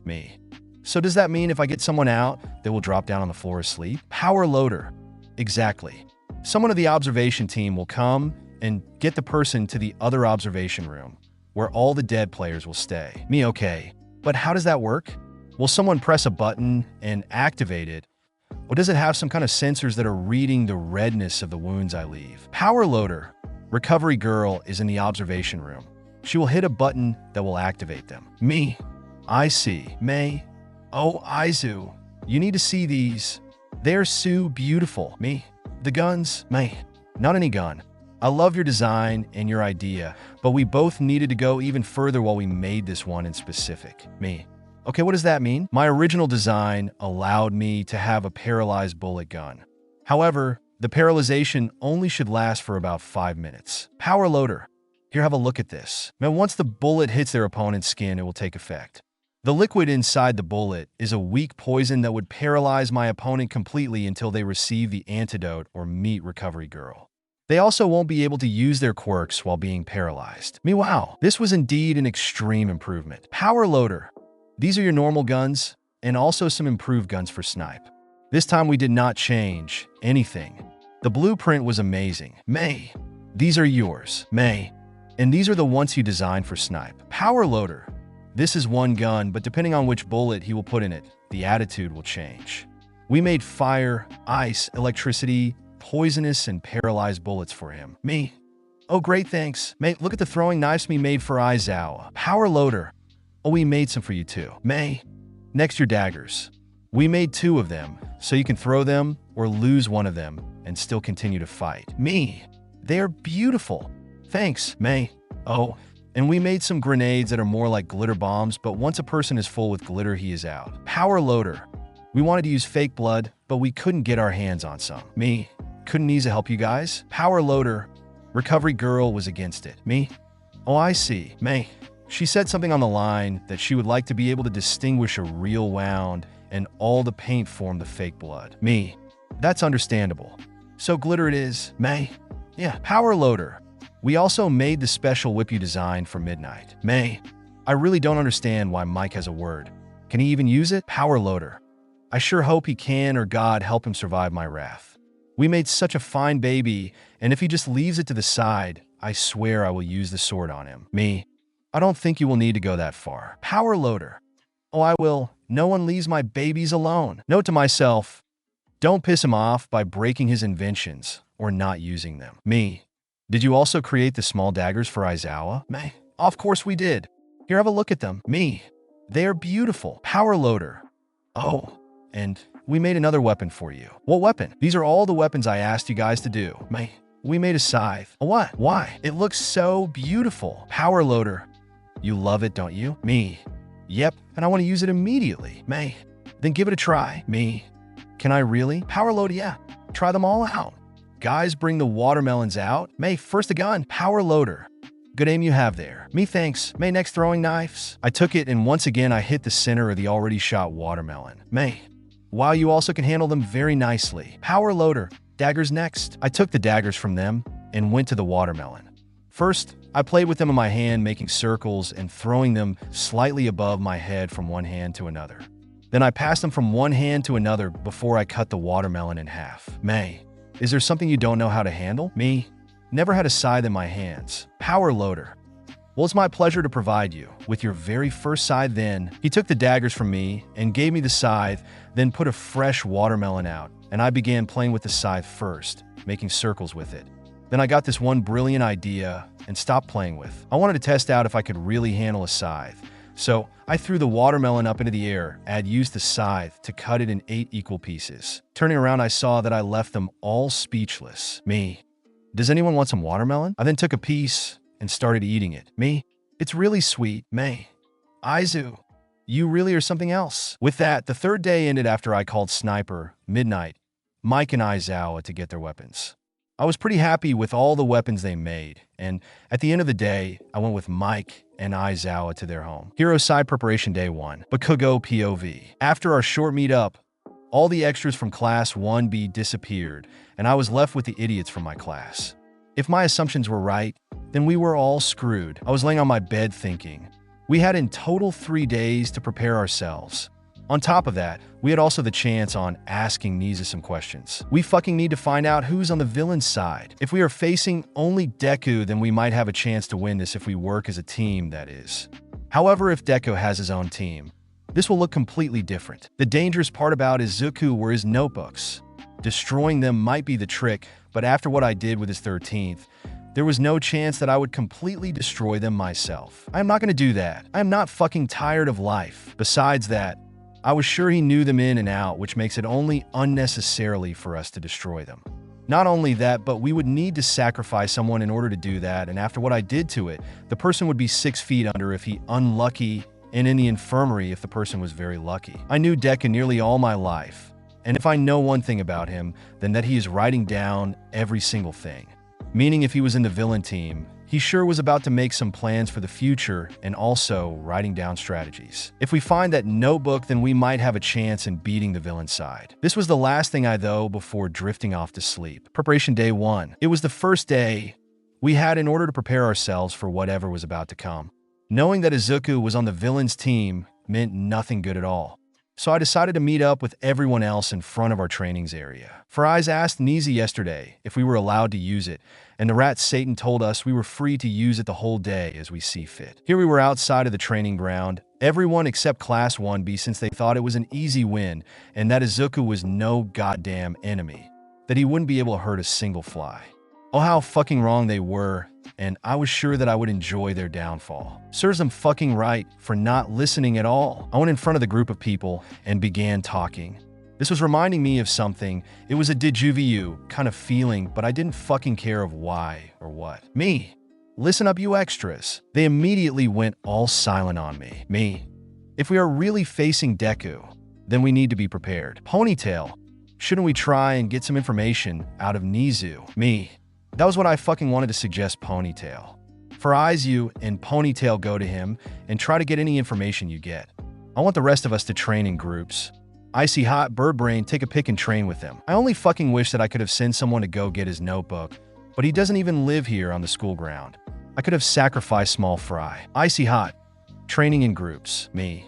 Do you have a fucking problem with that? Moneta, why are we doing this? Because it's fucking harder to get to us if we freaking stay in a group. Birdbrain, revelry in the dark. Me, whispering, just wait till you see what Deku can do. It will be one mad banquet in the dark. Birdbrain, Bakugo, did you say something? Dark Shadow, mad banquet in the dark. I like that. Me, you fucking don't. Dark Shadow, I still do. Me. If I say you fucking don't, then you fucking don't. Boom. Dark Shadow. I wish I could have been on Izuku's side. I so want to see what a mad banquet in the dark looks like. Birdbrain. No, you don't. Dark Shadow. Yes, I do. Birdbrain. Dark Shadow and oh. Dark Shadow. Dark Shadow, yes. Me. Get you fucking quirk under control, or Deku will find a way to get to you. The rest of the day, we split up into small groups training while Sonic and Ponytail went to Nizu in order to get some more information. 2 hours later, they came back with not any additional information at all. Ears. Can anyone hear that humming? Shoji. No, you are not the only one. Ears. Where is it coming from? Shoji. Denki shot one of your electricity sparks right up there. He pointed to a spot where nothing could be seen. Pikachu did what he was told, and in the next moment, a little explosion could be heard. Me the fuck. In the next moment, a drone came crashing down. Shit, Izuku was watching us. Damn it, damn it, damn it, me, damn it. I began letting some explosions go, and I felt angry at myself. Angry for not realizing that he already made a move. Raccoon Eyes, what was that? Me. Deku was fucking watching us. Icy Hot. Very clever. Ida. Clever indeed. The game already started, and it is in the boundary of the rule guide. The rest of the day, we trained hard and eliminated any drones that came to us. There were 3 broken drones on the ground. Deku had the fucking audacity to try and spy on us 3 fucking times. That was unbelievable, but at the same time, I did expect him to make the first move. It was so like him, watching his enemies and getting information about them. This was after all Izuku we were talking about. At this point, I was sure that this exercise would be far from easy. Hero Side Preparation Day 2. Todoroki's POV. Yesterday, Bakugo made sure that every single one trained, and it was one hell of a training. It was even worse than Aizawa's or the flaming trash can that was following me. I never thought I will agree with that dandelion in my entire life. Never ever did I think about that. However, I had a point. I knew Izuku, and he was the cheery person that would always smile, but I could see the change in his eyes. He looked more tired as of recently, and his bright, shining emerald eyes were now completely dull. Something was wrong with him. In addition, after they announced the game, he was so happy and even screamed a yeah. He looked so alive. Who would have thought that he actually wanted to be the villain? Then there was his notebook. I saw him write so many things in it, and since I was curious, I asked him what the notebook was for. He told me that he loved quirks and that he loved writing them down. It fascinated him. Then we began talking about my quirk, and he wrote down every single detail. If my assumption were right, then that meant that he also had information about every single one of the others in it. We were currently in the dorms, and we're making some strategies. Bakugo, if that damn Deku was living here, we could have stolen his notebook. Mineta, why? It's a goddamn notebook? Me. He writes every information about a person's quirk in it. Mina. Then why are we not taking it? Dinky. Yeah, why? You should be around the school somewhere. Bakugo. Yuvana fucking di. Krisishima. Oh, come on, Baku, bro. Don't threaten them. Bakugo. Who fucking said I was threatening them? I mean, you just asked them if they want to die? If that is not a threat, then what? Bakugo. If you're fucking tired of Liv, then go ahead and steal it from him. Oh, that was what he meant. Is he so protective about his notebook? Me. Then why not spy on him? We might as well find out who is in his team. Uraraka. That is such a good idea, Shoto. Ida. Quite a good one, I must say. Bakugo. You just sign up for this job voluntarily. Me? Fine by me. Uraraka. I will help me. Ida. Me too. Bakugo.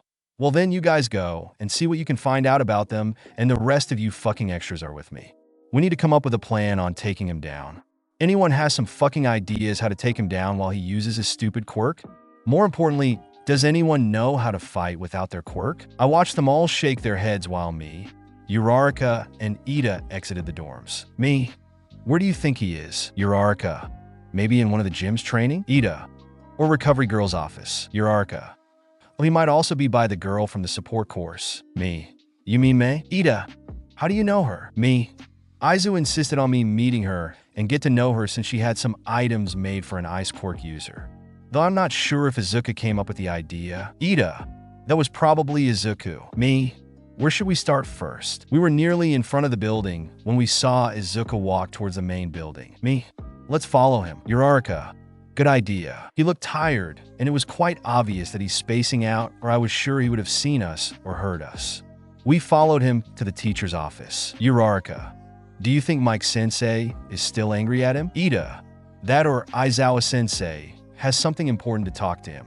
Probably something private. Me. I don't think that this is quite right. Just think about it. Why would he call Izuku to him and while we were supposed to prepare ourselves for the war exercise? Ida. True. Uraraka. What if he needs something from Aizawa Sensei? Me. Or what if Aizawa Sensei was with him in one team? Ida. I don't think that this is possible. Uraraka. I am with Tinya on this one. Don't you think Mizu would have told us that the teachers would participate? Me. Not if he is on board with them. Uraraka. This sounds way too far-fetched even for you, Shoto. Me. I don't think so. Ida. Let's watch. We saw Midoriya enter the teacher's office, and soon after running out. Uraraka. He looks so upset. Do you think we should go after him? He looks like he needs someone to be with him. Meh. No. Wait. Look. Not even 3 minutes later, Aizawa run after him. Ida. I do wonder what would make him run away like this. Uraraka. He looked ready to cry any minute. Me.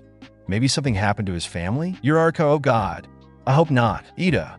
I think we don't need to follow him anymore. Right before I could say anything, Midnight came right to us. No one even saw her coming as we were still discussing what could have happened. Midnight. Hey kid, what are you doing here? Aren't you supposed to prepare yourself for Nizu's war game? Ida. We were spying on Izuku. Me. Ida. Ida. What? It would have been rude not to answer a question. Me. But what if she's on his side? Uraraka. We had this already. This theory of yours is a little bit far-fetched. No, it's not. It would also explain a lot of things. For example, Nizu refusing us to tell who was on the villain's side. Or Izuku being here in the first place. Or the drone he used for spying on us. It was obviously made by someone of the support class. You are just all too blind to see the truth. Ida. Ma'am, can we ask why Izuku was called to come to see Aizawa? Midnight. Oh that. You see Midoriya threw that book at Mike, and he is still angry because of it. Aizawa wanted to know why he did it, and called him here to talk about the incident since All Might was insisting on Midoriya having some anger management issues. Well, you know what happened. Ida. I see. Uraraka. Makes sense. Where does this make sense? Why would he run out like that then? Nothing she told us right now makes sense. Why can't you see it? The incident was already a couple of days ago. Why now and not back then immediately? Me. Why did he run out then? Midnight. That's because of All Might. He insisted on Izuku going to Hound Dog and even wanted to drag him there personally by grabbing his collar. Can you believe that? No. But after what happened with All Might at one of our training sessions, I kinda do understand him running out. Uraraka. Oh, Ida. Thank you, and we are so sorry for bothering you. He made us all bow before we returned to the others and told them what we just heard. Bakugo. That fucking doesn't sound right at all. I thought that too. The rest of the day we spent training together and making some more plans. We even trained some group attacks. Hero side preparation day 3. Bakugo's POV. It was the last fucking day, and we still didn't have any leads towards Izuku's plan or his teammates, and it freaking bothered me. Yesterday, I made sure that all the extras in my team were all prepared and knew to team up with each other no matter who, even that fucking grape juice. I discussed so many different strategies with them just in case that Izuku was indeed not alone. Something told me that this whole situation we were in was just wrong and something was going on. I knew for sure that he already had a plan how to get rid of us all. Then there was the question on where the game will be held. It might be in one of the gyms, or maybe even in the city where the entrance exam was held. My instincts told me that it would be the same city. Nothing else was built on UA grounds, and it made sense after all. Today was quite special. I wanted to see for myself if I could get some information out of Nizu himself. One way or another, I will get that damn rat to speak. After us destroying a couple of Izuku's drones, I was sure that the rat was helping him. There was no way that that damn Deku could build one on his own. On top of that, he had a support course friend. I was currently in our dorms with the others and going through every plan we made yesterday until I got an idea. Me, oi, Pinky Pikachu. Pikachu, what's up, Bakugo? Me. I want you to go to the support course and find that girl Izuku would normally talk about. Floaty. You mean May? Me? Exactly that damn extra. Pinky, why? Me. From who do you think he has all these fucking drones from? Ida. They look very well made. It makes sense that a support course student made them. Me. Exactly. Shitty hair. So you want them to go and find out who it was? That's brilliant, bro. Me. No. Sitiate. I want them to find out what else they made for Deku. Icy hot. I don't think they will tell them. Me, I don't care. Do whatever you must in order to find out. Pikachu gotcha. With that, both of them left the room. Me. Icy hot. Do you know how to fight quirkless? Icy hot. A little bit why? Me. Train them all you know.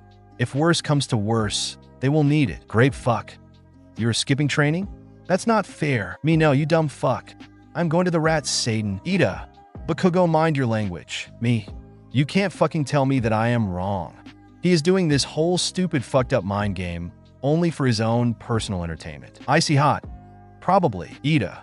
He is the principal, and we need, as UA students, need to pay him respect. Me, whatever. With that, I left the room and went straight to Niza's office, but not without any stops in between. In order to get to the office, I would need to pass the Gen Ed and the support course. This meant that I would see Pinky and Pikachu.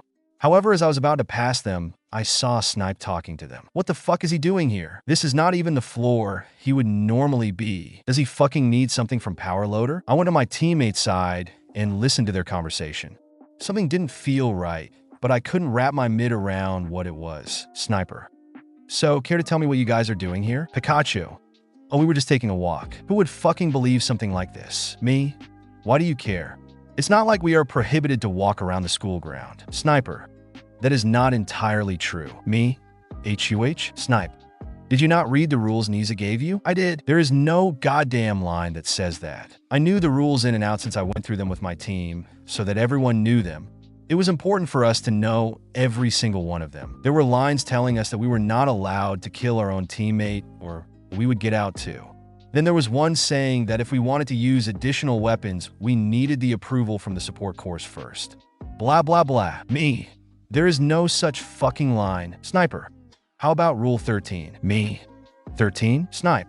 The participants are not allowed to be near the support course if they are not here in order to get themselves weapons for the game. Me shit. He was right.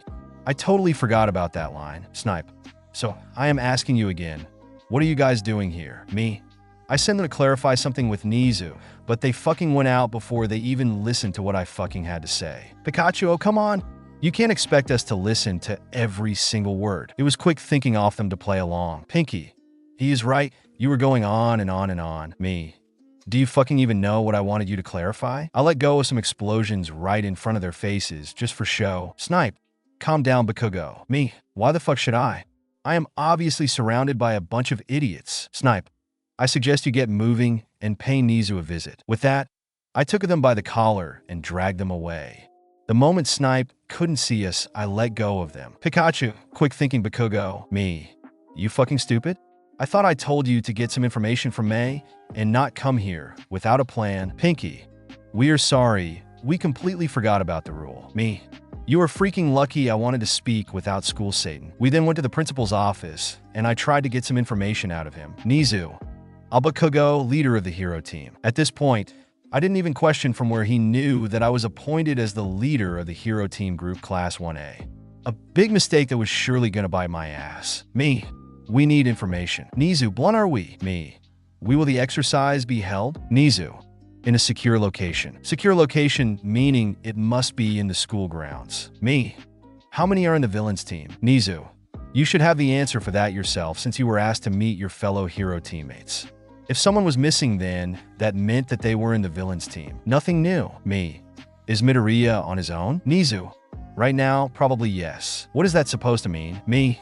Who built these drones that were following us? Nizu. A member of the support course, of course. Me. Is the support course involved in the exercise? Nizu. In some way, yes. You were after all allowed to let them build you weapons. This went on and on. After 2 hours of me trying to get something new out of him, I gave up and was about to exit the room. Nizu. Oh, and Bakugo, I do not like being called a rat Satan. Please refrain from ever using that lovely nickname for me. I knew that Nizu had eyes and ears everywhere, so it didn't surprise me that he knew about it. Not respond to this, I went back with Pikachu and Pinky to the others of Class 1A. We then trained the rest of the day quirkless. My only hope was that this would be enough training to get us safely through the exercise. Observers. Nizu's POV. It took me 3 days to convince blackmail all the people in participating in this exercise. First, there was Mirko. I researched so much about her. She was sad and very hyperactive and curious while she was young, meaning she tried out a lot of things from drugs to jumping of a roof. She was very depressed, and a couple of years ago, people were against mutant type of quirks that were animalistic. She was seriously bullied at school and also got slightly in trouble with the law. One lead to another, and she tried some drugs out to feel happy, and since that never helps and her depression got to her, she tried committing while jumping off a roof. An old teacher of UA found her and saved her in the last seconds. Since she was now a hero, I knew that she never wanted anyone to remind her of the past, so it was pretty easy to get her to agree in participating. Next, Sire Nightai. It was pretty easy to get him in. All I needed to say was that All Might would be beaten by some kids. Naturally, he told me that this would never happen since he was the symbol of peace. I told him Izuku would surely be the one to eliminate him in some kind of way, and he told me that this would be the perfect opportunity to show All Might how wrong his choice was in choosing Izuku as his next successor. Well, I need to say that he will be quite shocked at the end of this game. That I am quite sure. Gran Torino. He was one of the old teachers here, and all it took for him to participate was to tell him that Izuku was in the villain's team and the leader of it. He was immediately in and wanted to see All Might fall so badly. He also told me that he wanted to show All Might how little he knew about Izuku. He surprised me when he said that. As far as I know, he never met the boy in person. To begin with, all he knew was that Izuku was once quirkless, and that is it. Needless to say, I was curious and asked him what he meant, and his answer surprised me again. If Izuku managed to live through every day until now, then he was for sure smart and had wits. For a quirkless kid to survive so long, he was seriously impressed. For the first time in my life, I felt dumb the moment I heard his answer. Hawks, let's be honest. The fastest hero on Earth gets really fast bored, and the moment he heard about my game and that I wanted him to be an observer, he immediately asked me if he could participate instead. Well, for now, he is an observer. I don't know for how long, but he is one. I also gave him permission to join one of the sides if it gets to board, but I was sure it wouldn't with Izuku on the villain's side. Endeavor. Endeavor was here because of his son. He wanted to see his own son beat the crap out of All Might and succeed in it. Even then, he had no other choice. I had so much evidence of him abusing his family, and also there was also all that evidence that he tried to brush off.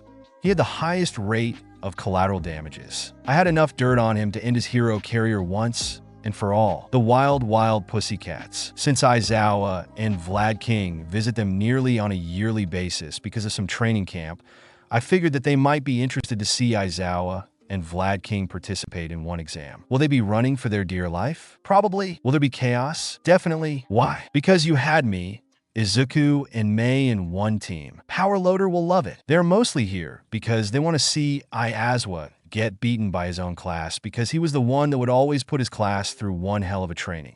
To be honest, I would love to see him running away from his class too. Then there was the rest of my staff. Of course, we had Ectoplasm that was in charge of bringing the killed participants out of the game as they are disqualified. Recovery Girl for healing everyone that is disqualified, and also she was the one that would hit the button that would activate the bracelets. 13 was also there if there are any students that would need rescuing, which was probably the case since it was students versus teachers plus Izuku. And then there was Hound Dog. He was there in order to, let's just say, know how much work he has after the game. War Day 1.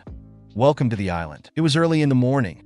Me and my team were ready for the chaos that we were about to bring. Nizu wanted us to be at the rooftop of UA at 6 a.m. sharp. I was still wondering what we were doing on the rooftop when all of a sudden a helicopter could be heard. Is this for us? Why do we need a helicopter? Isn't the war going to be in the town that was built for the entrance exam or some other place around the school? Me. Is it for us? Nizu. Yes, it is. Me. Where are we going? Aizawa. Sometimes it is best to not question thing at all. Me. So you have no idea? Have you? Mike? Not a single one, Aizu. The helicopter landed in front of us and we went into it. Me, quick question. How long do we have until the hero side appears on the war site? Nizu. 2 hours exactly. Me. Good to know that. I was close to the window, and I was looking outside of it the whole time. How do I get rid of All Might? He is on my team, so I am not allowed to get him out myself. I will need to lay a trap for him, so that the hero team will have an ease to get him out. Catch-on surely has warned his team to be cautious, because I was on the villain side, but I can't say the same for Class 1B. All they did the whole past 3 days were chill. They didn't even train at all. Who should I let to beat the living crap out of All Might? Maybe Bakugo? He is good in beating the piece of shit out of everyone. But on the other hand, why not let someone else beat him? How about I let my Netta do it? He will be so pissed being beaten by that grape juice. This sure will be a lot of fun. Me, Nizu, who was on the observer team. It was not against the rule to ask about the observer team. On top of that, I might get the chance to get someone on my side from the observers. There was no rule against it. If I decide to do that, then I would be moving in a gray zone. Nizu, how about we make this a game? Miha? Nizu, why not try and guess who I choose to be on the observer team, and for everyone you get right, I will tell you about our final destination. Me, okay. Mike? Oh, I am curious on who is on the observer team too. Me? I know for sure that the rest of the UA staff will be on the observer team. This makes 4. Recovery Girl, Ectoplasm, 13, and Hound Dog. Nizu, what a good start. We are currently heading towards an abandoned island. Vlad King. Please don't tell me you were talking about the island. May, what island? Power Loader. I really hope it is not that island. May, what's wrong with the island? Midnight. It's haunted. Aizawa. More like the animals that are trying to kill each one that comes there. Me. Sounds like fun to me. Nizu. At least someone is appreciating the island beside me. All Might. That's because both of you are fucking psychopaths. Nizu, watch it. Me. So, does the island has a name? Nizu. Yes, it is known as Claw Island. We also have a villain lair set up for Power Loader and May only. Their very own laboratory. Of course, there will be a main villain lair for us to be in too. Every lair is underground for reasons. Me, okay. Nizu. So, who do you think is on the Observer's team besides these 4, or was that all? Me. I would say you also got Endeavor, Sir Night Eye, and Gran Torino on it. Nizu, oh my. That's spot on. Can I ask you why? Me. Mainly because we have All Might on the team. Nizu, ha ha ha ha. All Might. What is so funny about that? Me. Maybe because 2 of the 3 wants to see your downfall. All Might. Say that again. Me. They have much faith in the precious symbol of peace. All Might. What did you just say? I dare you say that again. Aizawa, enough. We are on a helicopter and we don't want it to crash. Nizu, all right. Now it's my turn. The heroes have split up into 2 groups, and there are only 2 places on the whole island for them. The island also has 1 central city in the middle of it. Me. All right, I don't want to know anymore else. Nizu, you sure? Me, yeah. I will scout the island out myself after we arrive. Nizu. Very well. Me. So who is on the observers team else? Nizu. Hawks, Maruko, and the wild pussycats. Aizawa. Oh no. Vlad King. PFFFAHAHA. Nizu then explained us the reason for everyone being there, and All Might was left speechless. Soon after that, we could see the island from up above. Then Nizu asked the pilot to land in the city, and from there on we walked towards the first villain lair. Every one of us was in his villain suit. I also told them to call me Usagi. May also choose a villain suit and a name. She wanted us to call her Toymaker. The whole city looked overgrown and destroyed in general. Me. Why is there a city on such a dangerous island? Nizu. You see, the island wasn't always that dangerous. Me, oh. Vlad King. A villain appeared a couple of years ago and experimented on the animals. He called himself Arceus. You might have heard about it. Me, no, I haven't. It really surprised me that I really never heard about the island or that villain. Snipe. The villain came up with a gas that not only made the animals go all wild and crazy, but also mutate. Me. So you want to tell me that we also have to deal with mutated animals? Nizu. Me, Nizu. Nizu, yes? Me. You're not serious right now? Nizu. Well, it is a perfect abandoned island besides that fact. Me, OH, great, just great. I would like to know that before we came here, like how about 3 days ago? Nizu. Everything will be fine as long as we don't go into the northern part of the island. I've kept my eyes on every animal, and they stayed in the northern part for years. They should not come near this place. Me, okay. That's at least something. War Day 1. Number 1 is overrated. Izuku's POV. I was checking out the whole island while waiting for the heroes to arrive. I also went to the edge of the forest where the wild animals reside. The moment I stepped close to the forest, I felt eyes on me. They were watching me. However, none of them attacked me. Looks like Nizu was right. I could see some scratch marks on the trees, and I immediately knew that they marked the beginning of their territory. For now, I would let them be, but I was sure that I would at some point get inside the forest, if not only to lure the heroes inside. Who was I kidding? They will have a lot of fun very soon. Me? I won't do anything to you. I'm only here for an exercise. However, there is one man that has his blonde hair stand up like bunny ears. He is really bulky and wears the color of red and blue. I don't know what he will do when he enters this forest. Please accept my apologies for now and deal with him as you see fit. I bowed deeply to the creatures that were watching me. Nizu said they were mutated, but he never said anything about their intelligence, which concerned me. From their behavior, I could tell that they were scouting us out from the edge of the forest. This was not something a dumb creature would do at all. I could hear some rustling and some branches snapping. Then I could hear some claws hitting the concrete that was going close to the forest. Something was coming my way. The only thing was that it didn't feel threatening at all. So they are inelegant after all? My suspicion of Nizu's words were right. I didn't want it to be rude and look up, so I remained in a rather vulnerable position. They were still animals, wild ones too, so I made sure to pay my respect to them and not make suspicious of me. The animal came closer to me until I could see its giant paws. Snow-white giant paws covered in some stripes. This was a tiger in front of me. However, that was not the only thing that I saw.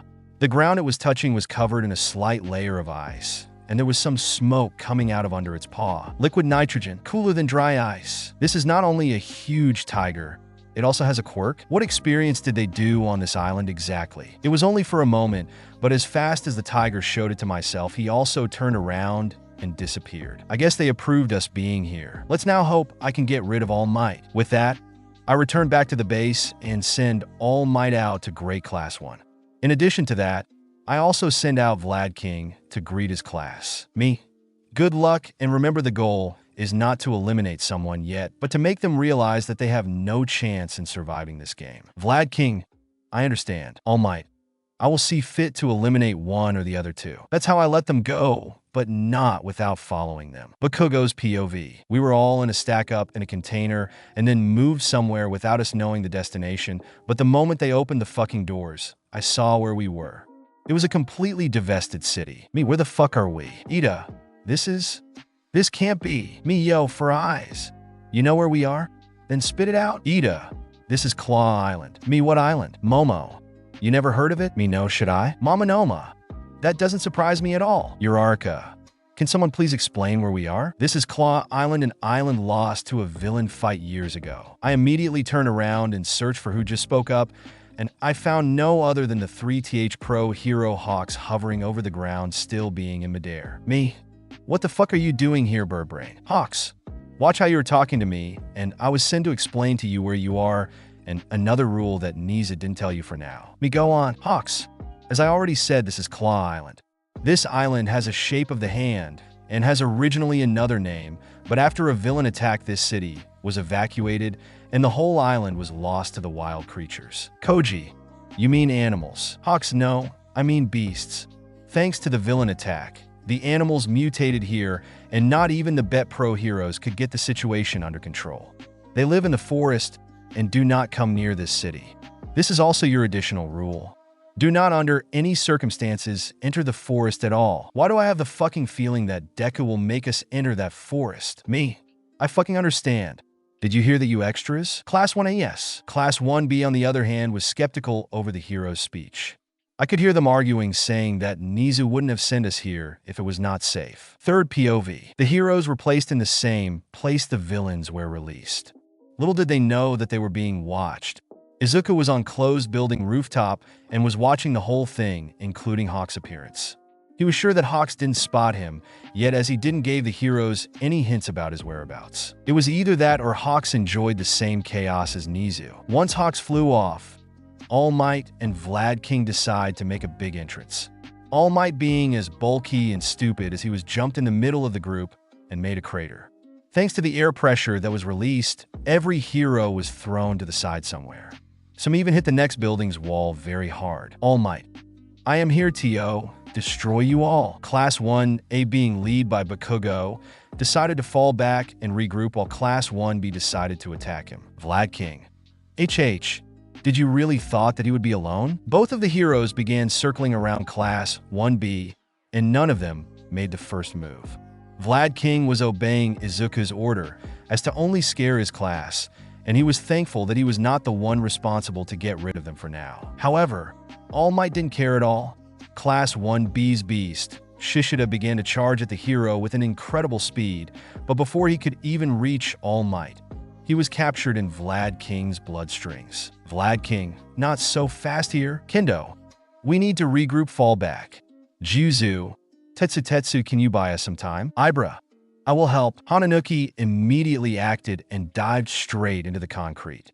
Tetsu used his ability and hardened his skin and went straight for All Might to help his comrade out. Ibra, on the other hand, used her ability to attack and bloodstrings from Vlad King. This went on for a while, and all Might did was punch Tetsu towards the next building. Unfortunately for Izuku, it was the building he was in, and he hit the main pillar. The moment Izuku felt the vibration from the building, he already knew what was about to happen, and so he made his way to the next rooftop. This went not unnoticed by Hawks, who was watching this whole thing from above. He came down and sat on the edge of the rooftop where Izuku was. Hawks, what you doing here, kid? Izuku. Usagi for you. Hawks. Okay, Usagi, so what you doing? Izuku. Watching my team perform. Hawks. Wait, you were the villain's leader. Izuku. Yep. Hawks.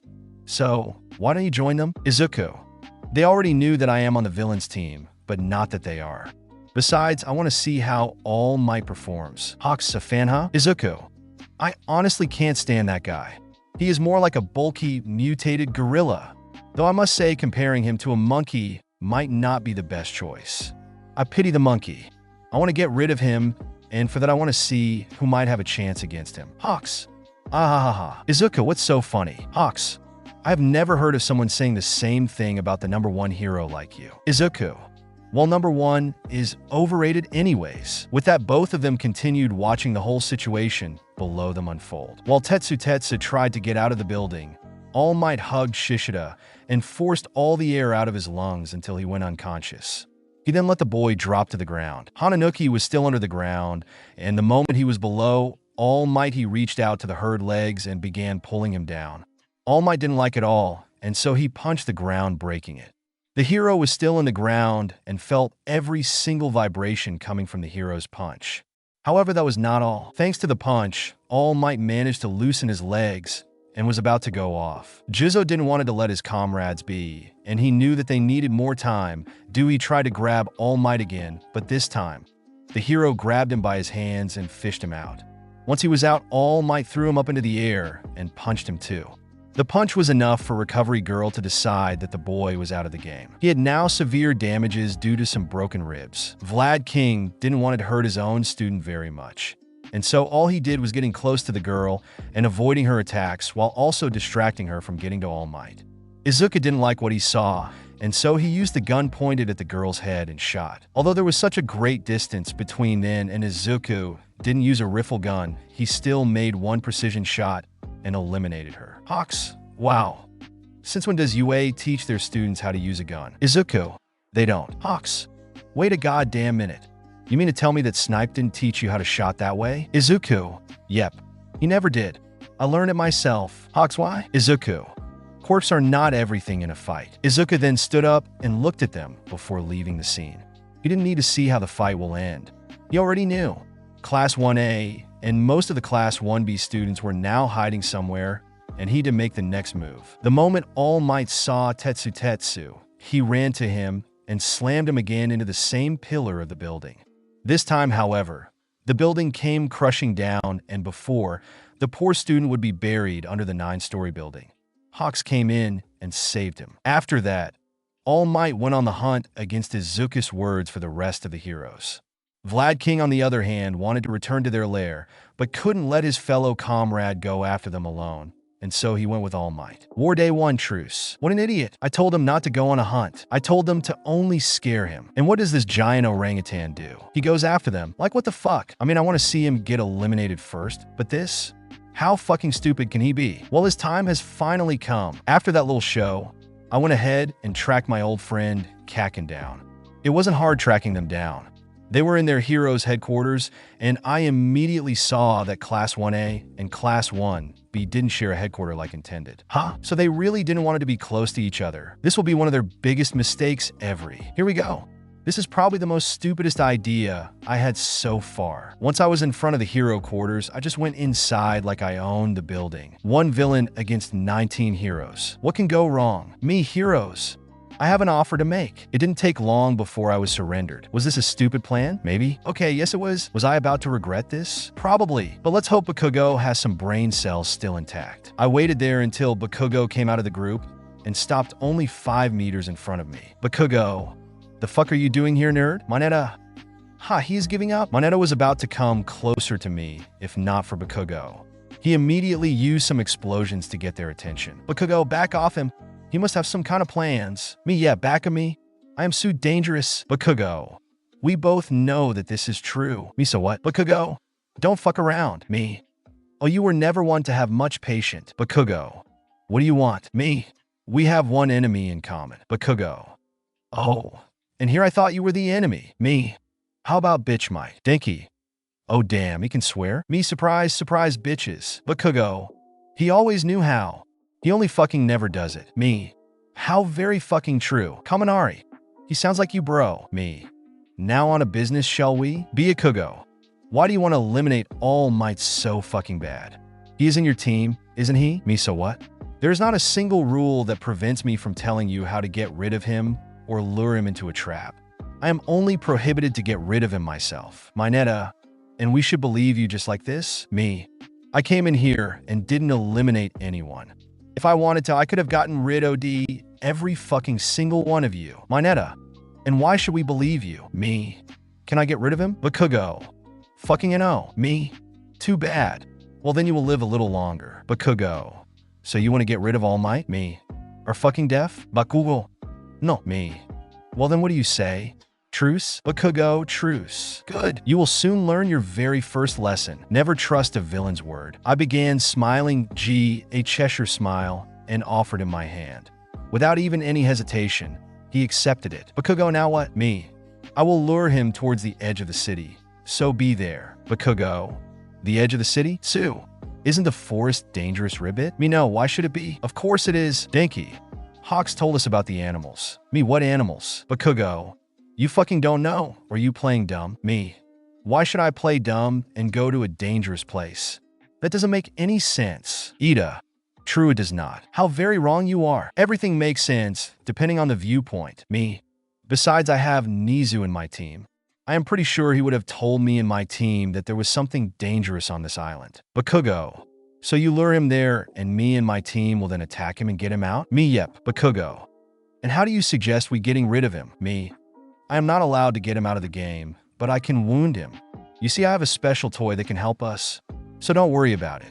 All you have to do is be there and be ready. Oh, and I would like the great fuck over there to get rid of All Might. I still want to damage his ego and pride. Backo. And if nor, me, I will simply get rid of all of you. With that, I took out my weapons and pointed one at the perv and one at the dandelion. Bakugo, shit, me. You didn't think I would come in here without any weapons, did you? Bakugo, F-U-C-K, I should have known. Me, so, what do you say? Bakugo, fine. Me, it was a pleasure making a deal with you. I put down my weapons and bowed before him, before walking out of the door as if nothing ever happened. Now at last, oh, this will be so much fun, especially when I get them to go into the forest. Oh, I can't wait for all the chaos. Me, ha ha ha ha ha. I walked straight back to my villain lair and got my scythe. And there were every single one of my team meet besides that idiot number 1 and idiot number 2. Nizu, you seem in a good mood.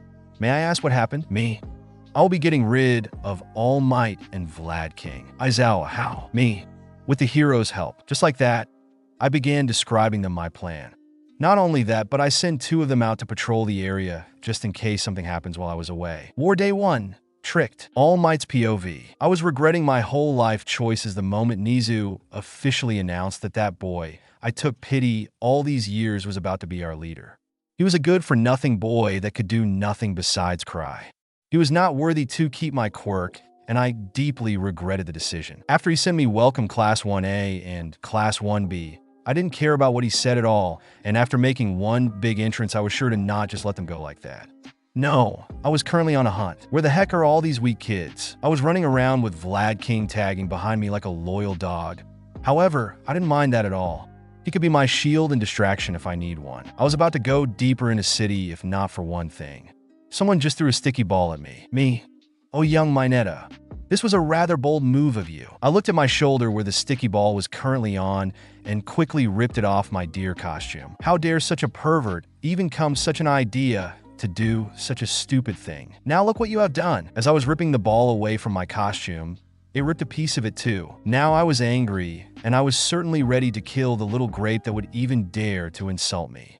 Like, who does he think he was that he would attack me just like that? I looked at his direction and began casually running straight at him. The perv screamed once he saw me running right at him and began running away too. A hunt. If you really want one, then so be it. This will be quite fun. As I was running after the grape, I began feeling like there was more to it since he always looked behind him. He looked more like he wanted me to follow him, and on top of that, I felt like there were eyes watching me. Looking back, I saw that I had lost Vlad King at some point. My brain and my past experience told me that something was wrong here. Something was very wrong. I could feel it. It was as if I was not hunting them, but they were hunting me instead. Once I put all the pieces in my mind together, I stopped in track and began looking around, and sure enough, there on one building was Midoriya.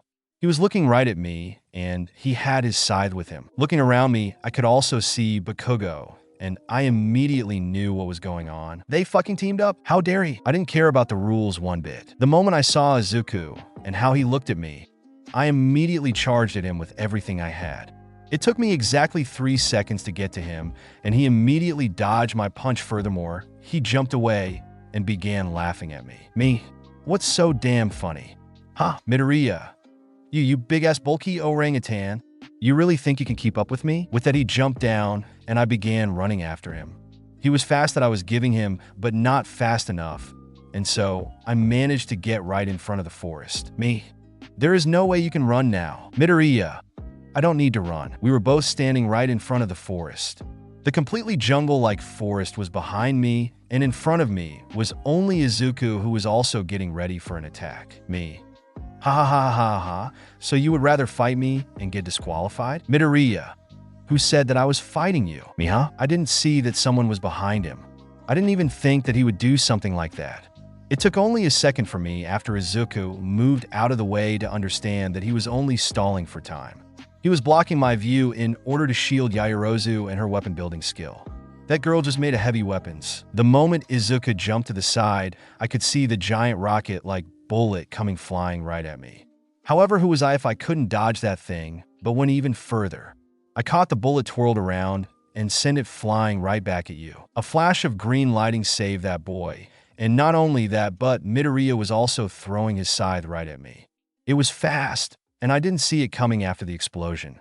The scythe hit my shoulder and pierced right through it. Realizing that this would only slow me down, I pulled it out and threw it right into the forest. Good luck finding your toy there. After that, I jumped in action and was about to hit Izuku, but he was again only the cover as Bakugo jumped behind him and managed to hit me with his quirk. Not only that, but he had his gauntlet activated so that I got hit with the full force. This only sent me flying a couple of meters into the forest, and as this was not enough, I felt some electricity flowing through my body. It was not hard to see where the electric bolt was coming from, and so I charged at Kaminari and managed to grab him and threw him right into the forest. The impact alone would disqualify, and I was happy that I got one out of the game. Midoriya, you really only have the brain of a monkey, don't you? Looking at the direction of my former protege, I saw Ida running right at me. It was only a mere attempt of landing a hit. Midoriya. All good things come from above. With that, I looked up, but only were tricked as in the next moment I felt someone touching my leg. Looking down, I saw Izuku with Uraraka in his hands. That was how I didn't saw him coming. He used his quirk to get close to me, and her quirk to let me hover above the ground. This was my end, I could feel it, and yet I didn't want it to give up, and so I began struggling using my own quirk, the air pressure weapon that I could create, and attack the grape that got me into this situation in the first place. The air pressure would have hit him if not for Hawks coming in and getting him out of the way. This surely meant that he was out too. Bakugo. Then I felt and saw him pull the trigger of the other gauntlet. And after that, everything went black, and all I could feel was the extreme heat and someone carrying me away. War Day 1. The 9th. Ofa POV. Third POV inside Ofa. While Izuku was planning, teaming up, and successfully getting rid of All Might, all the previous user were able to see and hear everything what happened. There was still a weak link between Ofa and All Might 2. However, the link between the quirk and Izuku was getting stronger with each passing minute. It was at the beginning of their trip to the island that the previous Ofa user came all together and were like Nizu anticipating the beginning of the game. They were currently listening into the conversation of the villains team while they are being transported to the island. 2. Are we approving this? 7. I can't believe I choose someone like this as my successor. 1. It's not your fault. 5. It kinda is. 6. Oh really?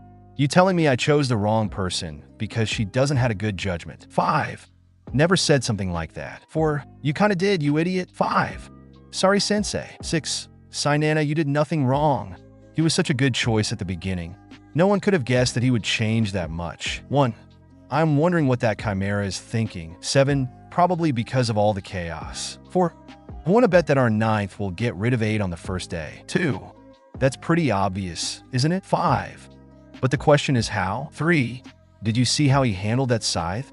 And you are asking how? 6. He is not allowed to eliminate his own teammates. 3. Oh, I totally forgot about that. 7. I say he will find a way to go into the forest and make all the animals attack 8. 1. I don't think he will do that right now. 4. Why? 1. Remember what Niza said, they are attacking everyone. Zuka here would be no exception. 7. I say he will still find a way. Time skip brought to you by All Might going against Izuka's orders, and Izuka demonstrating his snipper skills. 7. What a jerk. I am so mad right now. I could literally kill him. 6. Agree. 4. Is there any way we can make him feel pain? 1. No. 5. You sure? I mean, we share a bond right now. 1. We can only reach out if the user is in sync with Ofa. 7. So, we can reach out to the green bean? 1. Probably. 7. Let's do that. 3. Would that be a good idea? 7. Why not? 3. We would distract him. 7. Okay, then let's reach out to him when he decides to rest. I want to talk to him and get to know him. I honestly want to talk to the kid too. 1. It's decided then. 2. Wait up. Wouldn't we freak him out? 6. Nah. Besides, I want to know more about him. 5. I would like to know where he got the snipper skill from. 3. It's not a quirk that much we know. 4. But to be honest, it's crazy accurate. I'm sure it's rivaling 1. 7. Then count his brain as 1, 2. 6, huh? 7. Don't tell me you already forgot. 6, no, I don't know what you were talking about. 1. His intelligence and his analyzing skills. 7. Exactly, he is such a precious green bean. He is mine now. 3. You are dead. 7. I don't care. He is mine now. 1. He also obviously needs a father figure, and I will be gladly taken to place. 2. You're not serious, are you? 1. Dead serious. Time skip brought to you by Izuku forming an alliance for 1 day with the heroes team. 1. Looks like I was right. 7. He still might double-cross them. 5. Nah, the cinnamon roll would never do that. 2. The literally threw a dictionary using his quirk at a teacher. 5. Okay, maybe he will. 2. Don't forget how they are treating him. 5. Okay, he definitely will. 2C. 7. Oh, how I want to see that Pomeranian suffer. 4. I think we all do. 6. Yep. 1. You will probably keep him into the game a little longer. 3. Why? 4. The best for the last? 6. There's still a lot appetizer left. 2. You mean Class 1B? 6. Yep. 7. He might not even go after them, but send someone to do the job. 2. Aw. Why? I now wish he didn't have a team. 1. True, but he needs one. He needs a place to feel accepted after what he has gone through. 7. That's why we need to reach out for him. Time skip brought to you by Hawks, flying a skeleton out of the island to the observer's boat. 3. Let me ask again. Is there a way for me to kill that bitch? 1. No. 3. Outta bad. 2. I hope he dies soon. 7. That good for nothing dandelion should have killed bitch might. 6. I agree. 5. Too bad the animals didn't attack them. 3. But they were watching them. 2. What did you see, that white giant tiger? 5. Oh yes, he was watching them and Izuku was watching it. 7. That was the king of the jungle if you ask me. 1. I have a feeling that that feline is interested in him. 7. A new pet? 3. You fucking insane? 2. That's one huge pet. 7. Aizawa deserves him. 1. Agree. For same. War Day 1. A true villain. 3rd POV. The observers were all on a ship close to the island, sitting in a nice room that was nicely prepared and had everything. One could even call the room as first class room. Thanks to power loaders drones that were flying around the city, they could see what was going on non-stop. Hover Hawks was out on patrol watching over the heroes, or better to say, over the villains, as it was too boring for him to just sit there and observe. Mirko. So, he got you guys too, huh? And I wouldn't be here otherwise. Ragdoll. What are you talking about? Sir Night-Eye. Blackmail material, I assume. Pixie Bob. Oh. Ragdoll. Nah. We are here to watch Eraserhead get beaten by his own class. Mirko. Seriously? Pixie Bob. Yep. Hound Dog. I don't like this idea one bit. Gran Torino. I am sure that there will be a couple of surprises. Sir Night-Eye. What do you mean? Gran Torino. I would have never guessed that Nizu would participate in such an exercise, and even then he would for sure be the leader and not let another one lead his team. 13. That is really true. Recovery Girl. After what Izuku experienced, I think that this is Nizu's way in helping his students cope with stress and stuff. Hound Dog. Stress and stuff you say, huh? Mirko. But this island out of any place? Sir Night-Eye. That is indeed worrisome. Endeavor. Where is that good for nothing chicken anyway? Mandalay. Oh, he is out there to waiting to grate the students. Ragdoll? Tiger. What is it, Ragdoll? Ragdoll. Did you see that giant white tiger with the ice quirk? Tiger. What tiger? Ragdoll. Did no one just look at camera 3? Tiger. I didn't. Everyone else? No. Sir Night-Eye. Are you sure that there was a tiger? Ragdoll? Yes. Sir Night-Eye. That is troubling. Gran Torino. Indeed. Ragdoll. What is weird was that it was bowing to that green-haired boy. Gran Torino? You mean Izuku Midoriya? Ragdoll. Yeah, he was bowing to it and it was bowing back. Mirko. Talking about weird. Look at that. Pixie Bob. What the heck is Hawks doing? Endeavor. It's a dumb chicken, what do you expect? Mirko. Is he seriously doing a chicken dance up in the air? Tiger looks like it. Hound Dog. I am not obligated to have a therapy session with any hero, just the students. So not my problem. Recovery Girl then used her cane and whacked Hound Dog over his head while they were all sitting on a couch. Hound Dog. Ow. What was that for? Recovery Girl. For being rude to our guest. Hound Dog. But it was not wrong though. Hound Dog. Okay, I get. I am sorry. I would be happy to talk with him about it. Time skip brought to you by All Might going against Izuku's orders and Izuku demonstrating his snipper skills. Gran Torino. I always suspected that the boy was not defenseless. Sir Night-Eye. Did you met him? Gran Torino. No. I only heard about him from All Might. You? Sir Night-Eye. No, and I told him that he is not worth it. Gran Torino. Why? Sir Night-Eye. Just look at him. He was quirkless before. Gran Torino. Quirkless doesn't mean useless or defenseless. I'm sure he will show us how good he is. I am betting all my money on him. He will be the last one standing on this island. Ragdoll, I'm going to join you. I mean, that tiger bowed to him. Mirko, I don't think he will last that long, but seriously good sniper skills. 13. Did Snipe teach him that? Ectoplasm. Not that I know about it. Recovery Girl. No, he was with Aizawa or Power Loader most of the time. 13. So he knew how to use a gun before he came to UA? Recovery Girl. Most likely. Endeavor. That is a true villain right there. Mirko. I would like to know what Hawks is thinking again. Hound Dog. I am pretty sure he is just bored. Mirko. I want to go out there too. Endeavor. No, you don't. That fucking chicken is just stupid. Sir Night-Eye. I agree. Hound Dog. So, who are we betting on? Gran Torino. I bet 10,000 on Izuku. Endeavor. 1 million on my son. Mirko. I am betting on Nizu. Let's say 5K. That guy is terrifying. Sir Night-Eye. All Might, of course. 1 million. Tiger. I say Ingenium's brother, also 5k. Mandalay. I say Aizawa 5k. Ragdoll. Izuka 2. 1 million. Madali. You sure about that? Ragdoll.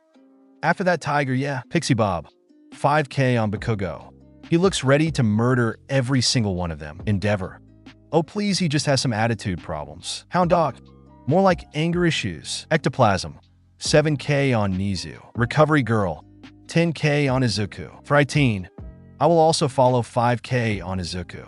I mean, he basically managed to beat Aizawa. Hound Dog. 10k on Izuku. That boy has some issues, and I am sure he will express them. Time skip brought to you by Izuku forming an alliance for one day with the heroes team. Mirko. I don't get it. What is he thinking? Why join forces with the opposite side? Sir Night-Eye. What a stupid idea to get rid of one of his own teammates. Gran Torino. Not at all if you ask me. He deserves it after what he has done. Sir Night-Eye. I disagree, but he did go too far with the students. Endeavor. That's why I should be the number one and not him. Mandalay. But it's not even a bad idea. You saw how All Might didn't listen to the leader's directions. That could go wrong in many ways. It is only logical for him to remove the variable that makes a lot of trouble. 13. I agree. Endeavor. He is still a fucking villain if you ask me. Recovery Girl. I would be watching your mouth if I were you. Hound Dog. Believe me, she might not look like it, but the whacking hurts like hell. Endeavor. HMPF. I am not scared of an old lady. Recovery Girl. Did you just call me old? Endeavor. Why don't you just give a rest and go to pension? Recovery Girl. I may teach you a lesson. With that, she went to his side and began whacking the hero. Recovery Girl. It's a fucking course fireproof, you idiot. And she went on and on until the pile of trash that was on fire went unconscious. Mirko, yikes. But he deserves it. Pixie Bob. Can't agree more. Ragdoll. True. Mandalay. I hope that taught him a lesson. Gran Torino. I doubt that. Time skip brought to you by Hawks, flying a skeleton out of the island to the observer's boat. Hound Dog. You lost Sir Night-Eye. Sir Night-Eye. I can't believe he just lost like that. Gran Torino. I always knew that he was an idiot. Even Nana told me so herself. Sir Night-Eye. But he had Ofa. Gran Torino wrong. He had it. Sir Night-Eye. Gran Torino. From what I could tell, he was not able to use his own quirk fully. Even if we both knew the conditions, he should have been able to use more out of it, but the fact that he couldn't tell me that he will lose it very soon. Endeavor. This only proves that that green-haired boy is a devil and the true villain here. Not only that, but also the All Might is too old for this and not in his best shape anymore. He simply doesn't deserve to be the number one. Recovery Girl. Oh, but a pyromaniac like he does? Hound Dog. PFFFF. Endeavor. What's so funny? Hound Dog. That she is right and that you are more like a villain with all the collateral damage you create. Mirko. You should better run. Hound Dog. Got it? Thanks. Till later. And with that, Hound Dog ran out of the room, followed by an angry Endeavor shooting small fireballs at him. However, the chain doesn't end here, as Recovery Girl was running after Endeavor with her can in her hand ready to strike him, followed by Ragdoll, who just wants to see that. Ectoplasm. Looks like we lost a fellow staff member. 13. How unfortunate. I'm sure it is hard to get another consultor. I mean, UA has not the best reputation in their midst. Mandalay. Isn't it too early to already plan to get another one? Gran Torino. I say Recovery Girl will get Endeavor first before anyone else. Mandalay. Why is that? Gran Torino. We both went to school together, and we both are old, but we also are still very active, and we can still move around like you young folks. 13. She sure had a tempo there. Mirko. I agree. She is scary. In the end, Ectoplasm was asked to go search for them, only to find Ragdoll laughing on the ground together with Hound Dog, and Recovery Girl sitting on top of an unconscious Endeavor screaming and complaining at him, while also whacking his head continuously. Vadit zwei. Vampire Hunt. Vlad King. I was chasing after All Might in order to make sure that he doesn't do anything stupid, but I lost him, and so I was wandering around without any plan or direction. The truth was that I was walking around the whole fucking place and couldn't remember where the villain lair was. I also spent the night outside in an abandoned building. The reality was sad. I was lost, and the earbud I had in order to contact my team was broken too. How did I end up in this kind of shit anyways? Alright, I was chasing after All Might yesterday. Never do that again. I have learned my lesson. Now how do I return back to my team? Where am I in the first place? I was walking around completely clueless until I felt like someone was watching me. Hopping that this was my team, I slowed down and began looking around, but I couldn't see anyone. This might be Izuku again. It also might be one of my class or Class 1A member. Better start running here. I had a feeling if I stayed there longer than necessary, something might happen, and not only that I do not want to know what our leader will do to me if the opposite team got me.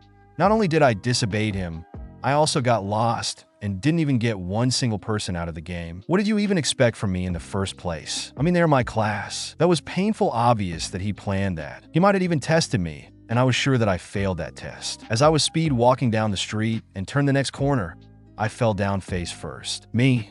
What the dash? I somehow managed to fall over my own feet, or so it looked like it. There was no stone and no plant that I could have tripped over. Bakugo POV. After we defeated All Might yesterday, our truce with Deku ended, and we were once again on our own. Before Izuku left us, he told us that we had one day to rest because we helped him get rid of All Might. I was not so fucking sure if he would really stick with what he said. Better fucking safe than sorry. And so I had my people go around patrolling around. That was also when Jiro informed me that they found Vlad King. This one opportunity that I couldn't miss. It was Shoji who found him and Hagakure, who was momently with him, making sure that we wouldn't lose our prey. Me? Oi, duct tape, bird brain, you guys are coming with me. Now lead the way, ears. The rest stay here and be on high alert. Just like that, I went to see Hagakure together with Shiro, Tokoyami, and Jiro. It didn't even take long for us to find him. In fact, Vlad King was way too close to our hero headquarters than I would like. Me? Careful. This might be a trap. Shiro. But there is also the opportunity that this was no trap. Me? This is fucking Deku we were talking about. He would gladly sacrifice one of his pawns if that meant that he could get rid of more than one person at the same time. Tokoyami. I don't think that he would do that. Me? No? Then what was yesterday? He used us to get rid of one of his own team mates only because he didn't like him. Jiro. I can't hear anyone else besides us and the other two down there. We were on the rooftop of the building watching Vlad King and carefully observing our surroundings. Me. You sure about that, ears? Jiro. I am positive. Me. Okay, then let's go and get him out of the game. Shiro. You have a plan? Me. Of fucking course I have one. Who do you think I am? Tokoyami. Okay, what should we do? Me. Here's what we do. Time skip brought to you by Izuku, watching everything that happens on the island thanks to Mei and Power Loader, and smiling like a maniac after spotting Bakugo's team. After I explained everyone's role, we all went on our way. First up was Hagakure in making him fall down to the ground. Next was my turn, and so I went to the first story of the building and jumped outside the window right in front of Vlad King. Vlad King. Huh? I was only the distraction. As soon as I landed in front of him, he used his quirk against me, and I dodged every single blood sting of his. After I got some distance, it was Tokoyami's and Dark Shadow's turn. Me. Behind you, Gramps. Vlad King. Who are you calling old? Dark Shadow threw Vlad King against the next building and made sure that he could not move around. Tokoyami. Ka bitch. That must have hurt a lot. And on top of that, Vlad King stopped moving around for a split second. It was, however, not enough time for Shiro to do his job in tapping him there on the wall to make an example for Izuku. I wanted to make a message, my very own statement. Vlad King. Oh, you will all suffer because of this. Yeah, sure as if. I quickly ran to his side, using my explosions to catapult me right before him, and then blow his chest up. It was fairly easy. Use the explosion to get in front of him, then duck and touch his chest, and use the gauntlet for an even bigger explosion. Not only did this the trick, but he was also eliminated. Eat that sucker. Jiro. I think you overdid it. Me. We wanted him fucking out and he is fucking out. What do you want even more, princess? I let out some small explosions. There was nothing I would let her say to me. Our goal was to get the villains out of the game by every means possible, and this was not against the rules. And on top of that, I didn't kill him. Shiro. Bakugo, should I still tape him to the wall? Me. Do you fucking need an invitation for that? Hawks, nope. That won't be necessary. I didn't even see nor hear Hawks flying towards us. Me. Fucking why not? Hawks. He is injured and out of the game, so I'm going to take him with me. Me? Who do you think you are, chicken? Hawks. I'm not a chicken, and watch your mouth. Me. All I fucking see is a stupid chicken taking away my prey. Hawks, you know what? Keep him, and next time we see each other you will wish you wouldn't have said that to me. Just like that I watched Hawks go. Tokoyami. We will regret that. Jiro. I don't think it was a good idea spiking to him like that. Me. And fucking why not? I then turned to Zero. Me, move duct tape. Do your fucking job. Tokoyami. I will help you. Zero. Thanks, man. I then watched them work together to tape Vlad King to the next building's wall as if he was Jesus on a goddamn cross. After our job was finished, we all went back to the headquarters and I made sure that no one was missing. Thankfully, it really looked like Izuku was holding his promise and would not attack us. As we were all together talking about who we should go after next, I heard the earpiece we all had go on. 13. Hawks has joined the villain side. Ragdoll. Vlad King was also safely retrieved and is out of the game. Good luck to all the heroes out there. You guys will definitely need it. That was all we heard. Tokoyami. Revelry in the dark. Jiro. I knew it. Hagakure. You shouldn't have called him a chicken. Uraraka. I wonder what they mean with we definitely need it. Ida. There is nothing we can do besides stick together, watch out backs, and plan our next move. With that, all eyes fell on me. Me. Fucking what? Do I have something on my face? Ashido. No, but you might have a plan. Me for now. Let's just focus on surviving. Deku will go after us tomorrow, so we should be rested and well prepared. That was all I had to say. For the rest of the day, I sent out a couple of teams to go have a look around and maybe even find the villain lair. Lucky for me, every single one of them came back, but none of them had seen any villains nor Class 1B. The island was also too quiet after yesterday. There was literally no animal sound to be heard. War Day 2. Bullseye. Snipes POV. It was the second day of the war game, and I felt hyper. Thanks to our leader Midoriya, I had a pair of brand new guns, and I loved them. They were the best that he could give me, and I found it very nice of him to even consider and let the support course make us some new weapons. We were currently in our hideout all together. Midoriya, out leader, wanted to talk to us, but I couldn't help it and express my gratitude towards these beauties. Me, I love this power loader. Power loader. Those were all done according to Izuku's blueprints. All we had to do was follow them and make some adjustments here and there. But let me tell you, his blueprints are top-notch. Me, I can see that. May, these babies are one of the best things I was ever able to work on. Power loader, right? Those and every other weapon we made for this game are high quality. May, we need Izuku in the support course. Power loader, I agree with you. Nizu, that will not be possible.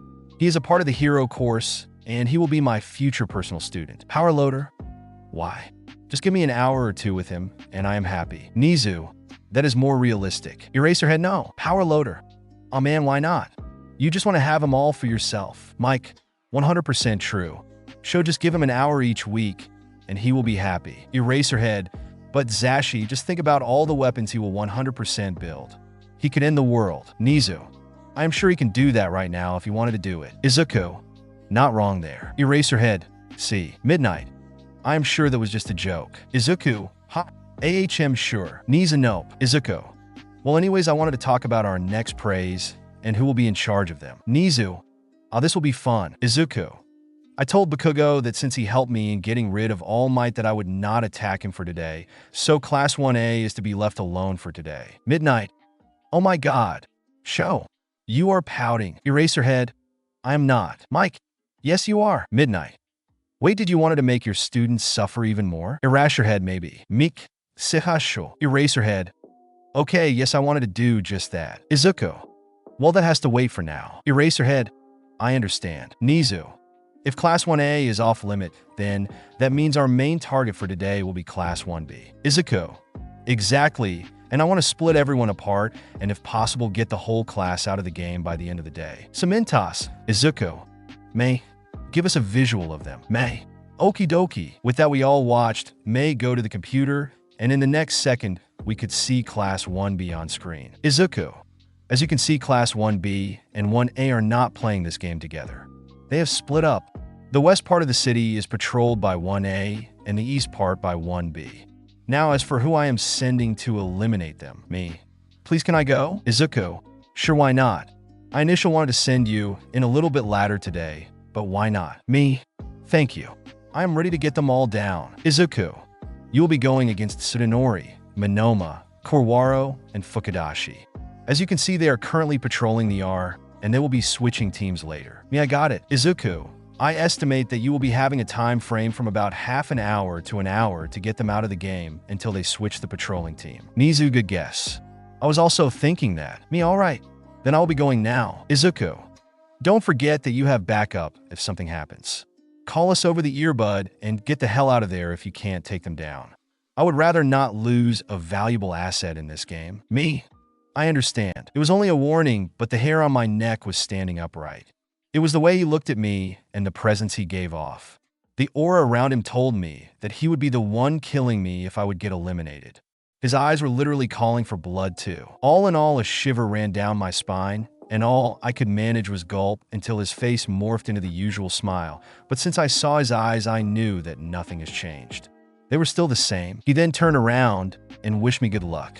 Since I knew exactly where my opponents were, it was fairly easy to track them down. Not only did I see them a couple of minutes ago, but I had also power loader voice in my head thanks to the earbud. He was leading me to them and giving me directions. Once I was close, I hear him say good luck, and that was all I needed to hear to get my weapons out. It was now than never. Let's do this. Reading the guns in my hand, I stepped around the corner and hit the first target. I managed to hit Fukudashi with it, but after my first hit, they all began to run around, which made it hard to get a solid hit on them. I fired a couple of bullets, but all they did was grace them. None of the bullets hit my target correctly. I managed to hit Fukudashi. Damn it, they are way more precise than my normal guns. I'm not used shooting with something that precise. I need to adjust my aiming. One of them, Korwaro, jumped into the next shadow of a building and vanished. Tsudanori began shooting her horns at me, and I began running at them while shooting at them too. I wanted to either make them drop with the hit or them to get another trajectory. Both were fine by me. Come on, I can do this. I now have the feeling for these beauties. Now come right at me. Minoma was speed running at me. Since I didn't know which quirk he copied, I was being careful and began shooting at him until he made some ice. There was only one person that could make some ice, and that was Todoroki, which meant that he also could create some flames. Ice. What the hell? There was only one thing in my mind. When did he manage to copy Todoroki's quirk? As far as I know, they were not working together. Was our information wrong? I began shooting with all my might, but at the same time, began also to back away. If our information were wrong, then we could have a problem. This also meant that this was a trap. That Class 1A was here too, but Power Loader didn't tell me anything about them. I'm 100% overthinking the whole situation. I don't want to know what Midoriya will do to me. I am rather giving up here and back away, throwing my pride away and retreat than facing Midoriya's wrath. The kid was scary a moments ago. Not wanting to get eliminated, but fearing that this might be the chance, I decided to retreat and tell Izuku about it. However, as I was backing off, I went into an alley that was completely covered in shadows, and I completely forgot Korwaro. Where's the third? Can't think about him now. I need to focus on the situation before me. Now, with some ice covering the whole floor, I began to lose my balance. Thanks to Tsudanori firing her horns at me, I had no way of attacking. My priority was now to defend myself. Ice and fire was a dangerous combination, especially if there was someone behind the wall of ice or fire shooting stuff at you. I hate ice. The moment I lost my balance, I slipped on the ice and fell face first down. That was when I realized my mistake. Shit, I was still holding my gun and quickly turned around so that I was laying on the ground on my back. It was a close call. Korwaro came from behind me and was about to stand on me, not letting me move around. If that happened, I was for sure gone. However, thanks to my gut feeling, I could evade the situation and managed to shot him. He was out. That was way too close. Guess I was lucky this time, but I don't think that I will get out of this situation. I don't see how I can get out of here safely. Next, I quickly stood up and was about to go and attack the others, but it was already too late. I was now completely covered in ice. It was only a second. 1 second that took me to stand up and turn around, but that was all it took for the hero side to capture me and Tsudanori to fire her horn at me. That would be a bullseye. One good shot. I am proud to get out of the game with a good shot to my heart. It could have easily pierced through my skin and my cloths if not for the improved costumes. They were really great, but the ice was the main factor. It was covering my whole body, and so I was out of the game. War Day 2. Welcome to the team, Hawk's POV. After hearing that angry-ass Pomeranian calling me chicken over and over again, I had it enough. I was never interested to be in the Observes team to begin with. It was simply not fair. All the teachers were allowed to be villains, and we needed to sit in our room in a freaking boat to watch the whole game. Nah, not with me. I don't let him cage me that easy. On top of that, he did tell me I was allowed to participate if I really wanted to, so yeah, that was exactly what I was about to do. I was currently flying around searching for a villain member when I came across Snipe, but I was already too late. He was already eliminated. They lost one on their side and gained another one. If that is not luck, then I don't know what is. I still need to find the entrance of their freaking lair. I probably should have looked it up before just jumping into the game. Oh wait, I can take Snipes' earbud. With that in mind, I went down and began hovering over the floor. There were still two people in front of me. I wonder if I should eliminate them. They did eliminate him after all. Oh well, if I am here, I might as well do it. From the looks of it, they haven't even realized that I just landed behind them. Once I was on the ground, I let every single feather of mine into the air and hovering around me like arrows into the air. Me, you, Monoma, what? Both heroes turned around the moment I called out for them. Tsunodi? Hawks. Me. Yep, the one and only. So what were you doing? Monoma, can't you tell? We just finished up a villain. You can gladly take him away. What? Didn't they hear the news, or are they just ignorant? Tsunatori. AHM Monoma. Hate to break it, but he is part of the villains team. Me. What gave me away? The feathers that are ready to strike, or the announcement earlier. Tsunatori both. Monoma. There was an announcement. Me. Oh boy, you either must be really stupid or ignorant. Well, they say ignorance is bliss, right? Not that I mind, though. You guys are the perfect gift for the villain's leader. I mean, he surely will be happy hearing that I managed to get two heroes out of the game that put one of his own teammates out. How truly lucky I am. Me. Now what's it gonna be? Will you surrender and let me finish? Before I could even finish what I was saying, I felt the air temperature drop, and I jumped to the side just in the nick of time. One split second later, and I would have been trapped into ice. While I jumped to the side, I let my feathers fall towards the one guy that was so eager to attack me. Me. Fighting it is. What happened next could be hardly called a fight. Since I knew that Monoma could copy and store up to 3 quirks, his current quirk was the one from Todoroki's son. I was not dumb to not even look at each and every participant of the game. This is, after all, one great show of entertainment, especially if I was allowed to participate in it too. Fully aware that he could also use fire, I didn't intend to drag our fight out, and so I let a couple of small feathers charge at him from the front while I had 2 medium-sized one fly past him, and then placed them around his neck. This was all it took for the observers to call out and say that he was out of the game. In the next instance, I saw him drop to the ground because the bracelet on his arm activated. Next, I retrieved every single feather and let them join into wings again. By the time I was done with that ignorant bastard, I saw that the girl was gone. At least one of them had some brains. Not wanting to let my prey escape me, I quickly jumped into the air and rose high above the buildings. There was no escape from a bird of prey if one is up in the sky. We could basically see our entire surrounding, and so it was not hard to see the girl glide over the floor on her own horns. From the look of it, she could control their directions like I could control my wings. This won't help you, little birdie. I'ma come and get ya. I let myself drop just to increase my speed. Speed was my thing, and I knew exactly how to pick some more speed up. In normal circumstances, this would be dangerous since turning around edges was not that simple, and I was not able to make any sharp turn, but this was an abandoned island. Here the buildings were not made to be extremely close to each other, and on top of that, a lot of buildings were also collapsed, giving me more space to maneuver. Once I was close to her, I swooped her up and brought her extremely high above the ground. Tsunatori, please don't drop me. Me. Oh, but what should I do else with you then? Tsunatori, just bring me to the other that are out of the game. I give up. Me. Why should I do that? Tsunatori, please. I know when to give up, and this is one of the moments. Me, all right. Tsunatori, thank you. Me. Do tell me, do you know where the villain's hideout is? Tsunatori, we were searching for it, but we couldn't find it. Me, I see. I was flying her to the boat and dropped her off there and went back to the island into my search. It took me a while before I found Midoriya stand-in on the largest building rooftop. It also looked like he was waiting there for me. Once I saw him, I quickly landed in front of him. Izuku. Hey Hawks, I see you have decided to join my side.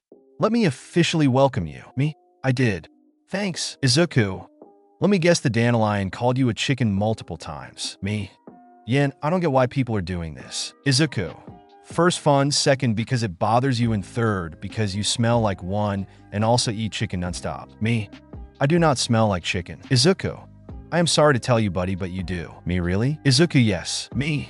How bad is it? Izuku. I don't mind it. So, I would say not that much. Me.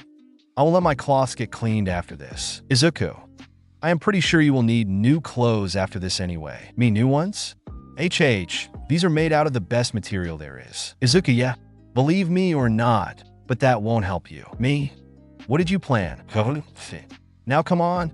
I will bring you back to our lair. We can talk there more. I after all need to make Class 1B pay for this. Me. So you know that they're searching for our lair. Izuku.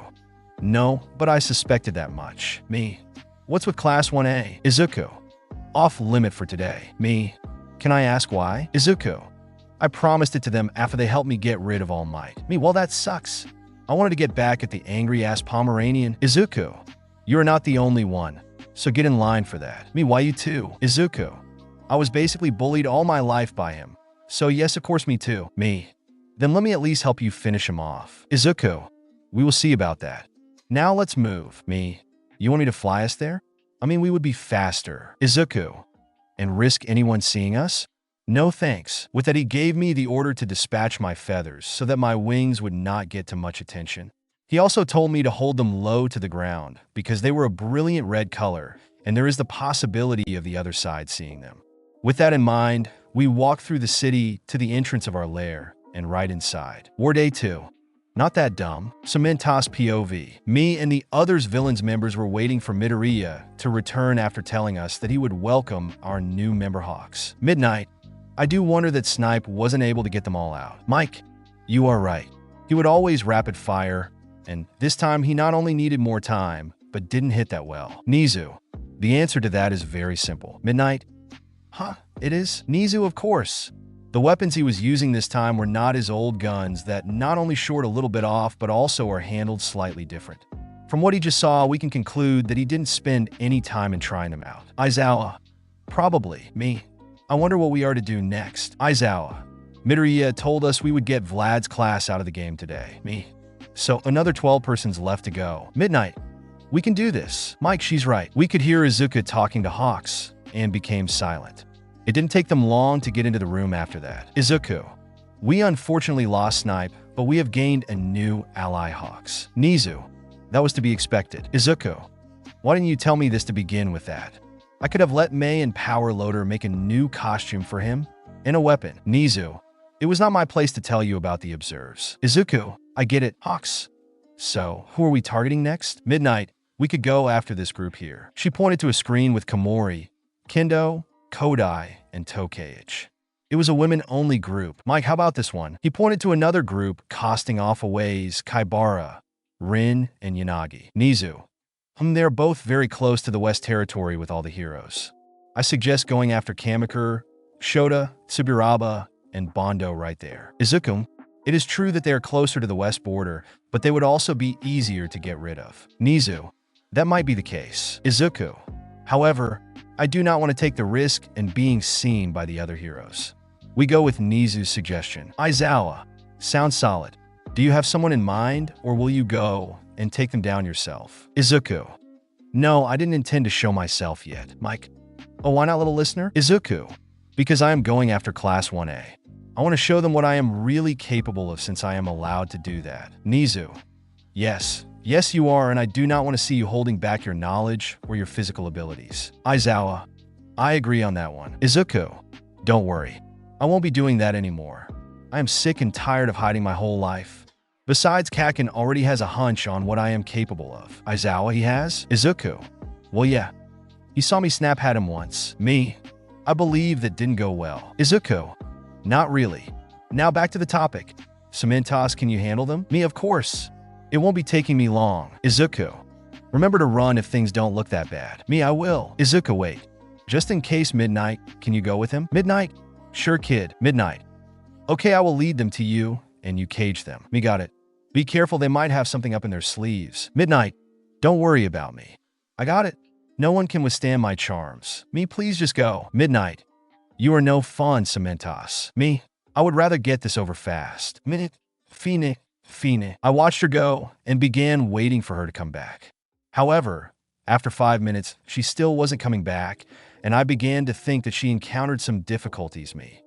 What is taking you so long? That was exactly the moment when I heard her over my earbud. Midnight. Cementas, do you copy? Me, yes. Midnight. I might need some help. Me coming. Midnight. Our targets are not. Oh shit. Me midnight. Me midnight. It was only a short conversation, but it told me everything I had to know, and so I went to search for her, but she was not in the street where she should have been. In fact, there was no one there. Me, huh? Looking around, I couldn't see anyone, and I also didn't feel anyone watching me, which meant that I was completely alone there. Fearing that something might have happened to Midnight, I activated the earbud and began calling out to hear, but to no avail. Next thing that I tried is getting in contact with Izuku, and that worked immediately. Me, Midoriya, we have a problem. Izuku, what is it? Me. I have lost contact to Midnight, and I am currently in the alley where they should be, but there is nothing here. Izuku, give me a second. Izuku, you said you are in the alley, right? Now correct? Me, yes. Izuku, shit. Mia? Izuku, we have no visual sight of you. All we can see is the 4 people of Class 1B in that alley. Do you see a drone flying around? Me? No. We need to accept that lost. Me? I understand. With that, I was about to turn around and leave. As I turned around, I heard something coming from behind me, and in the next moment, I was glued to the ground. Bondo, we got another one. Tokage. Looks like our hunt was a success. Me. Hunt? Kendo.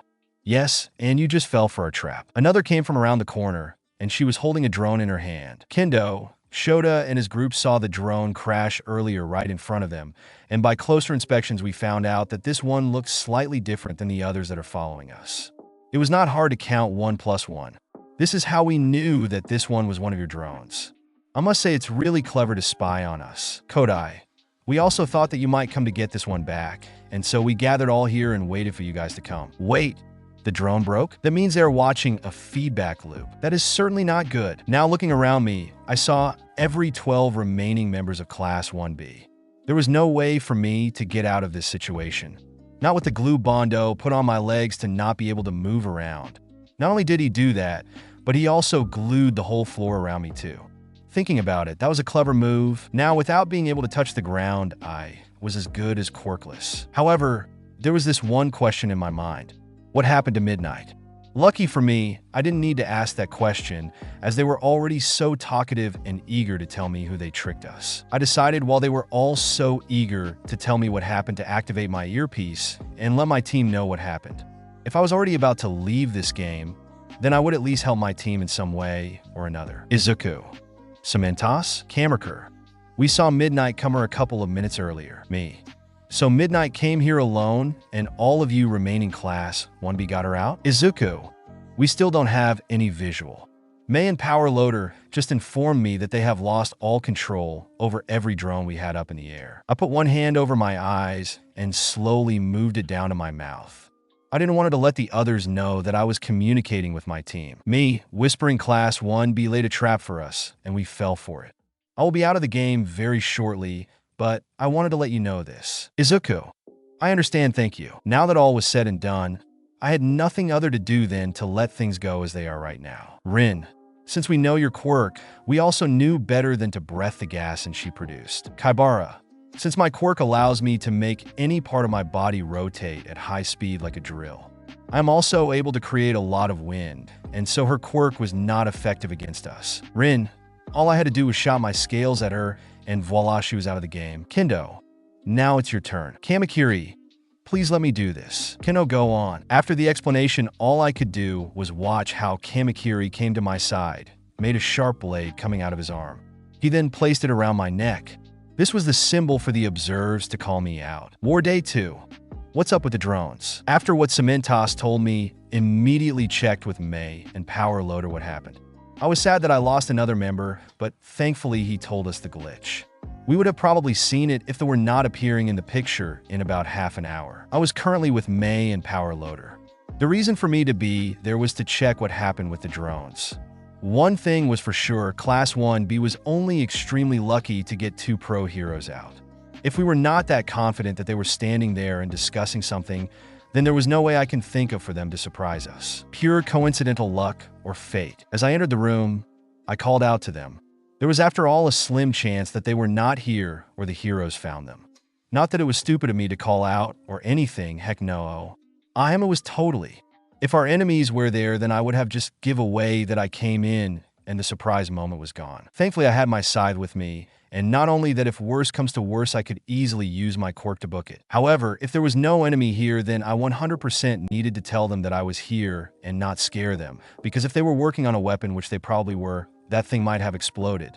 Not might have it for sure, would have exploded. It was May after all we were talking about, and it's not like Power Loader didn't enjoy a good explosion too. May, Ijuku, Power Loader, we are right here. May, what bring you here, Aizawa? Me, isn't it obvious? I am here because of the drones. May, oh, Power Loader, we still haven't figured out why they would just fall down and send a feedback loop. Me, we lost not only visual, but also 2 members. What do you mean you don't know why they just crashed? Power Loader, we can't say for sure without looking at one. May, can you bring us one? Me, the enemies have the drones right now, so no can do. May, oh, but Aizawa. Me, I'm not risking my life to get one back.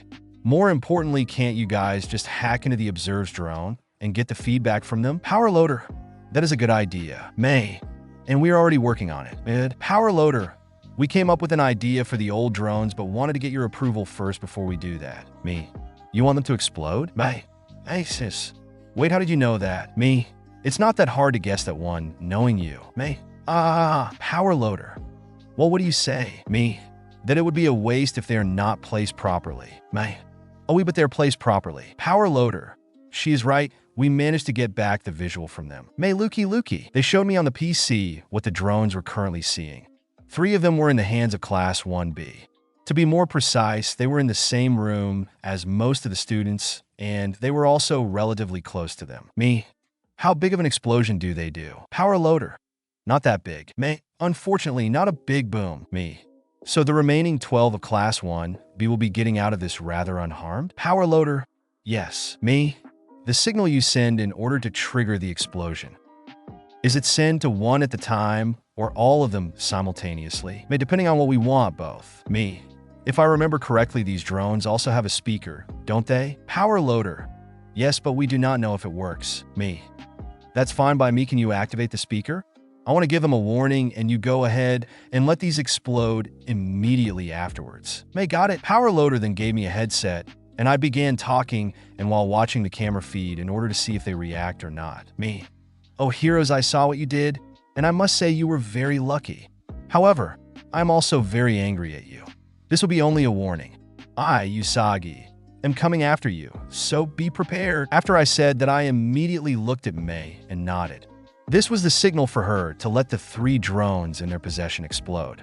The camera was still running the moment the drone began to explode, and their scared and surprised faces were all we saw before the camera feed cut and crashed. May, me, where are the other drones? Power Loader, somewhere in the city. Me, is there one in the forest? May, not that we know of. Me, okay, then please let every single one explode. If Class 1A still don't know off them, then it would be better to just get rid of the evidence. We do not want them to be suspicious of the Observe's cameras. Power Loader, understand. With that, they send the signal to every single one of them. Me, before I go, can you guys inform me the moment you manage to hack into the Observer's drone and get visual? Power Loader, consider it done. Me, good, and guys, be careful. I do not wish for them to find this place. May, yeah, we understand. After that, I left in order to get back to the main villain lair where the others were. However, something felt wrong. I felt like someone was watching me, but I couldn't see anyone. War Day 2, Mystery of the Island. So I was walking straight back to our main villain lair when I felt like I was being watched.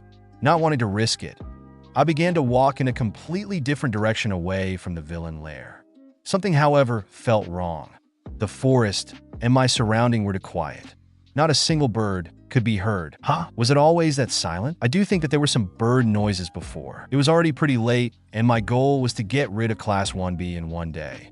Unfortunately, I couldn't do this, but my revenge will be sweet. They shall only wait. I will go against them with my scythe personally.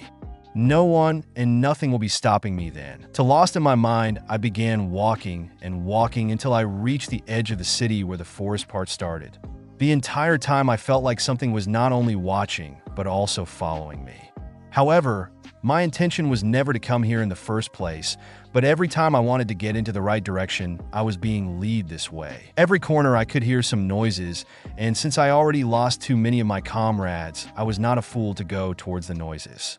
It simply could be a trap. Why am I here? Who the heck is even following me? No better question. Who wanted me to be here? I was about to turn around and leave when all of a sudden, I could hear some tree branches break.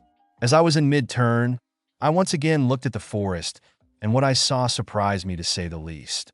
There right in front of me was the reason why I didn't hear any birds at all. Every single crow on the island was now there on the trees watching me. 1, 2, 3, 10, 21, 42. There are way too many of them. Nope, I'm not dealing with that shit today. Fuck this shit, I'm out of here. Me. Chimp, I am sorry to disturb you. I just lost my way. I'll be going then. The bird started making some noises, and I began to have a really bad feeling. And so I turned and started running away with Ofa powered up. That didn't help me the least. These birds were not only faster than any normal raven, but from the looks of it, their feathers were also a lot sharper. What did I ever do to you? Did I anger you in any way? I began to run, but after a while I began to think that they were not really after me, as they always kept their distance from me. It was not that for the fact that I was a lot faster. No, that was not it. A couple of birds managed to fly past me and were in front of me. Others were blocking my way to the side. I was again led to somewhere. None of them attacked me, which at this point was the only thing I could think of. I was running and running what felt like forever until the ground below me gave in, and I dropped down. However, before I could even hit the floor, the birds grabbed me by my costume and laid me down gently. I could tell that they were being careful not to hurt me when they grabbed me. Thanks. Now my suspicious of them not being malicious was confirmed. However, that still didn't explain why they were kind of chasing and leading me. Me? Where the fuck am I even? Looking around, I couldn't see a thing. It was too dark, and the only light I had was the one coming from the hole I just fell through. Me? So there was a tunnel below the city. That sudden noise took me by surprise, and I immediately looked to my side. Not only that, but I could see all the crows flying out of the tunnel. Furthermore, the hole I fell down began to generate, and I was left dumbfounded. There was only one explanation, but why? This must be the doing of the mutated animals Nisa talked about. Woof! I looked again at the wolf that was now in front of me. It was clear as night and day what his quirk was. No joke, I would not know how to defeat such a wolf in the first place. His quirk was either fire or lava. Me. Let me guess, you want me to follow you? The wolf only nodded in response, and so I began following the wolf until we came to a place with light. It was artificial light coming from the ceiling, which should not be possible since the island didn't have any working generators anymore. The only explanation I had was solar power plants, but they would have needed to be well hidden. Considering how well hidden this lair was, it wouldn't surprise me. The wolf just kept going while I was carefully watching my surrounds. He leads me to a room. What is this place? I knew that this was once an island, and that a villain took the place over and made it an experimental island. But as far as I know, the villain lair was never discovered. This must have been the villain lair form, that crazy villain. But why are they showing me that? I stopped in track and began looking around. There was a desk with a couple of documents on it. Project Tiny, Project Fenrir, Project Scarecrow. There were a couple of folders.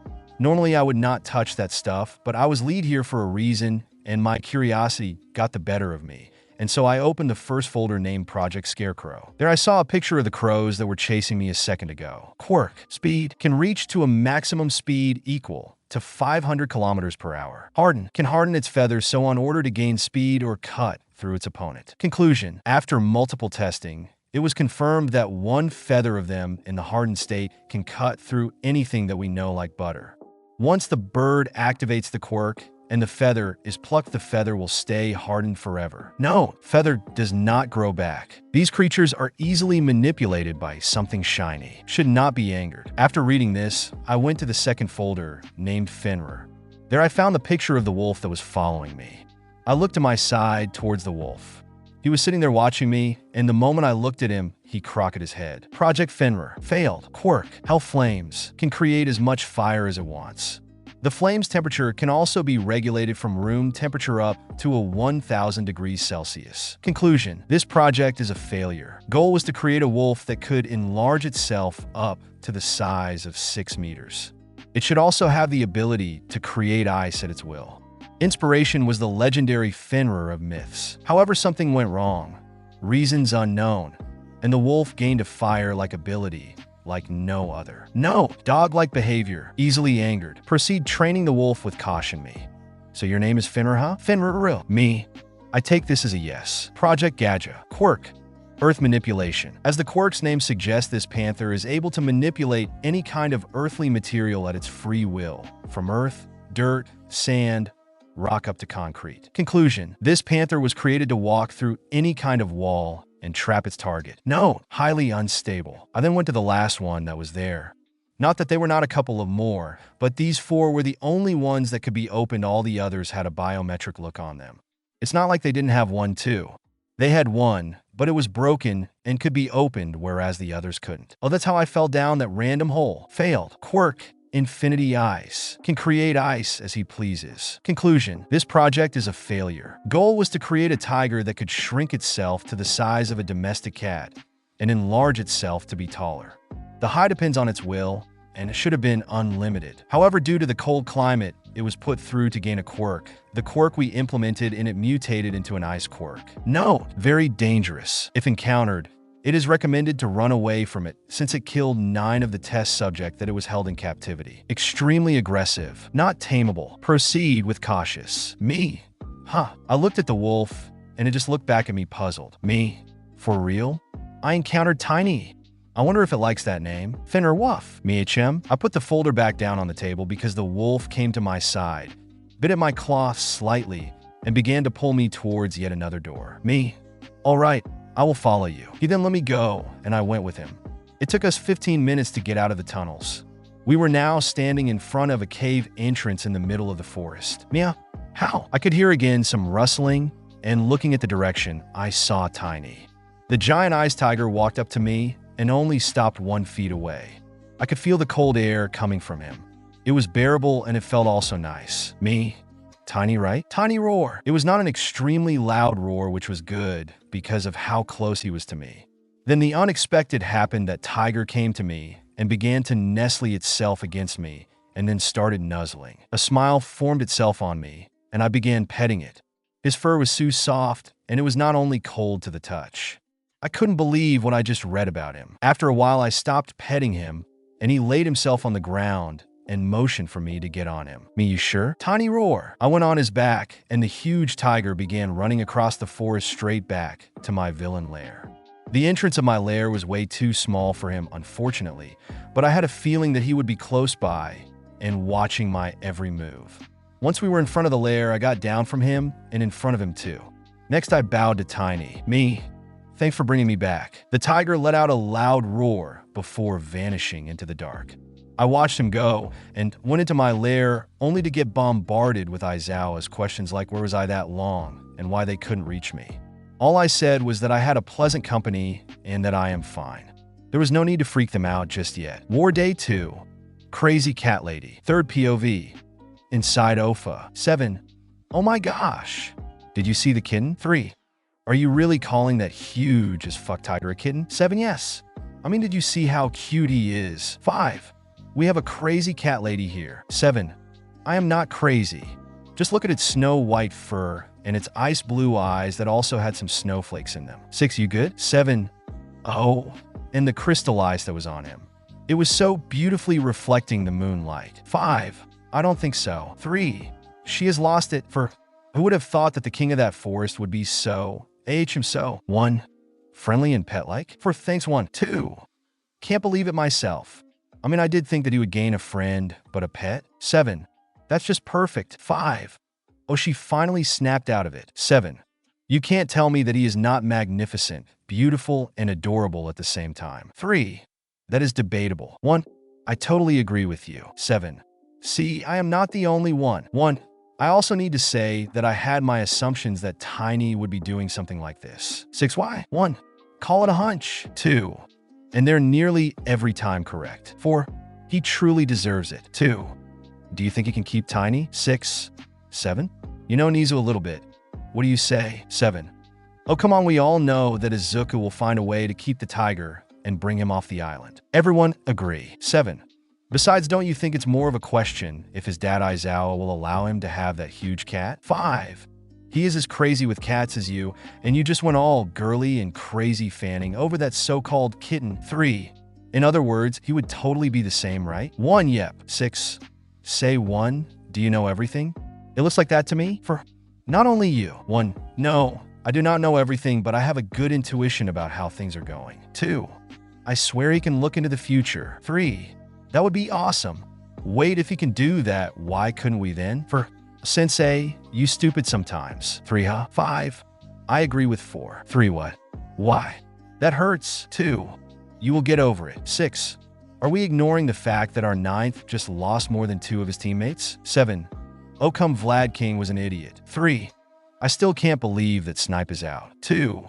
The trap form class 1B really surprised me. 5. It was well made after all. For they had no chance in knowing that the drones were broken. 6. You think? I say they should have seen that it was a loop. 2. I disagree on that. The loop was stuck in a perfect timing. It looked like they were talking to each other. 1. I agree with 2. 7. Same. 5. Unfortunately, this trap costed him 2 of his people. For I do wonder what he is going to do next. 7. Is that important? 6. What do you mean? 1. I believe she meant that he just gained another ally, right? 7. Totally. An ally for life. 5. Here we go again. 3. Catlady.exe has started. 7. I told you already I am not crazy. 1. Besides, nothing can stop him now. 4. But it will be harder for them without any visuals. 1. But they do have Hawks. He could be their visual. To right, totally forgot about that chicken. 5. Something tells me that Izuku would not do that though. 7. I agree. 1. He might not use him every time, but I am sure there will be times he will ask for help. Not only that he has Hawks up in the air, but also all the scarecrows. 5. Alright, that things are scary. 6. Shiver, did you see them stare at us? I mean Izuku. I thought my blood was freezing. 3. Don't be ridiculous. You don't even have a body. 6. But I felt it. 4. Totally scary. Who even thought that all they wanted was for him to find a villain lair form the actual villain. 1. That was indeed surprising. 4. The dog was cute though. 7. Wolf. 4. You call the tiger a kitten, so let me call the wolf a dog. Besides, didn't you see how he acted? That was no chance a wolf. 7. True that. A moment of silence between all the previous sofa user. 3. So who do we beat on will be eliminated next? 7. I say one of the teachers. 1. I am with her. 6. I say someone from class 1B. 5. Same. 4. I say class 1A. 3. You stupid. 4. 4. Hawaii? I mean, he said he would spare them only for today. No one said he wouldn't go against them tomorrow. Too true. I will be also saying someone from class 1A3. I say class 1B. 1. Well, we will see who is right tomorrow. 7. Oh, I can't wait to see their faces when Izuku calls Tiny over to him. 2. I agree. 4. Oh, this game just got better. 6, right? 3. Too bad we don't have some popcorn. War Day 2. Stupidity can't be cured. 3rd POV. Observers. Mirko. I am so bored. Ragdoll. I agree. Pixie Bob. Cut the crap out you two. It's still too early for this shit. Sir Night-Eye. Are they always like that? Mandalay. You mean Pixie Bob and Ragdoll? Sir Night-Eye. Yes, who else? Gran Torino. Now, no need to be rude. Mandalay. It's okay. Yeah, they are. Endeavor. Fucking children you have there. Recovery Girl. The disrespect you are giving out of you. Frighteen. How about we check on the heroes? Sir Night-Eye. That is quite the good idea. Endeavor. Class 1A is looking good so far, as expected from the class with my son in it. Recovery Girl. You mean they're good for now? Gran Torino. Agree. Ectoplam. Class 1B is also looking good. Madali. They seem to have recovered from yesterday, at least a little bit. Tiger, yeah. Pixie Bob. What is Vlad King doing? Recovery Girl. Oh, that idiot got lost. Ragdoll. PFFFF. Sir Night-Eye. Isn't that a little bit harsh yourself? Recovery Girl. There is no need to deny facts. And that one is a huge idiot. 13. I can't believe he doesn't know where his villain lair is. Ectoplasm. Should we help him? Recovery Girl. Nah. That idiot needs to learn to actually focus for once. Gran Torino. I agree. Time skip brought to you by Vlad King's being glad he doesn't need to be in the game anymore. Mirko. Yeeks, they got him. Sir Night-Eye. That was predictable. No one needs a future telling quirk for that. Gran Torino. MKKM. Recovery Girl. Once an idiot, forever an idiot. Ragdoll. That actually looked like fun. Mandalay, please don't say something like this. Ragdoll, why? Tiger, she is right. Ragdoll, but neither of you even responded to my question.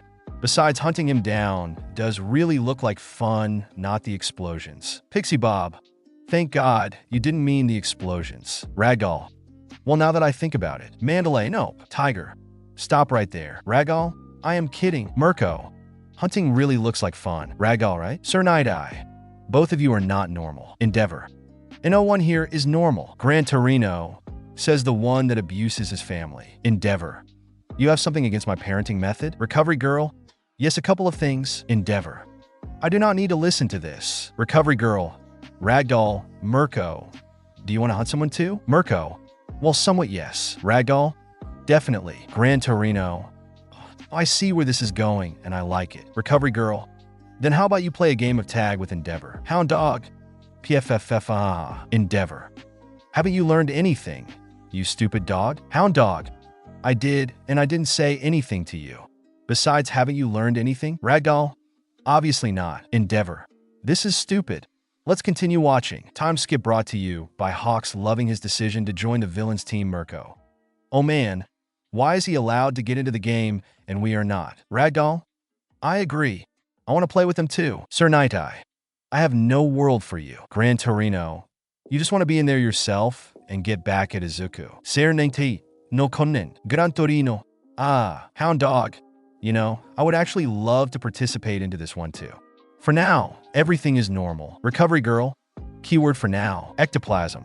I would love to pass on that opportunity if it ever arises. 13, yeah, me too. I would surrender immediately. Mandalay, I think we are all in this, right, pussycats? Ragdoll, there is no need to ask that. Pixie Bob, you heard her. Tiger, totally. Endeavor, I would totally love to torture them all.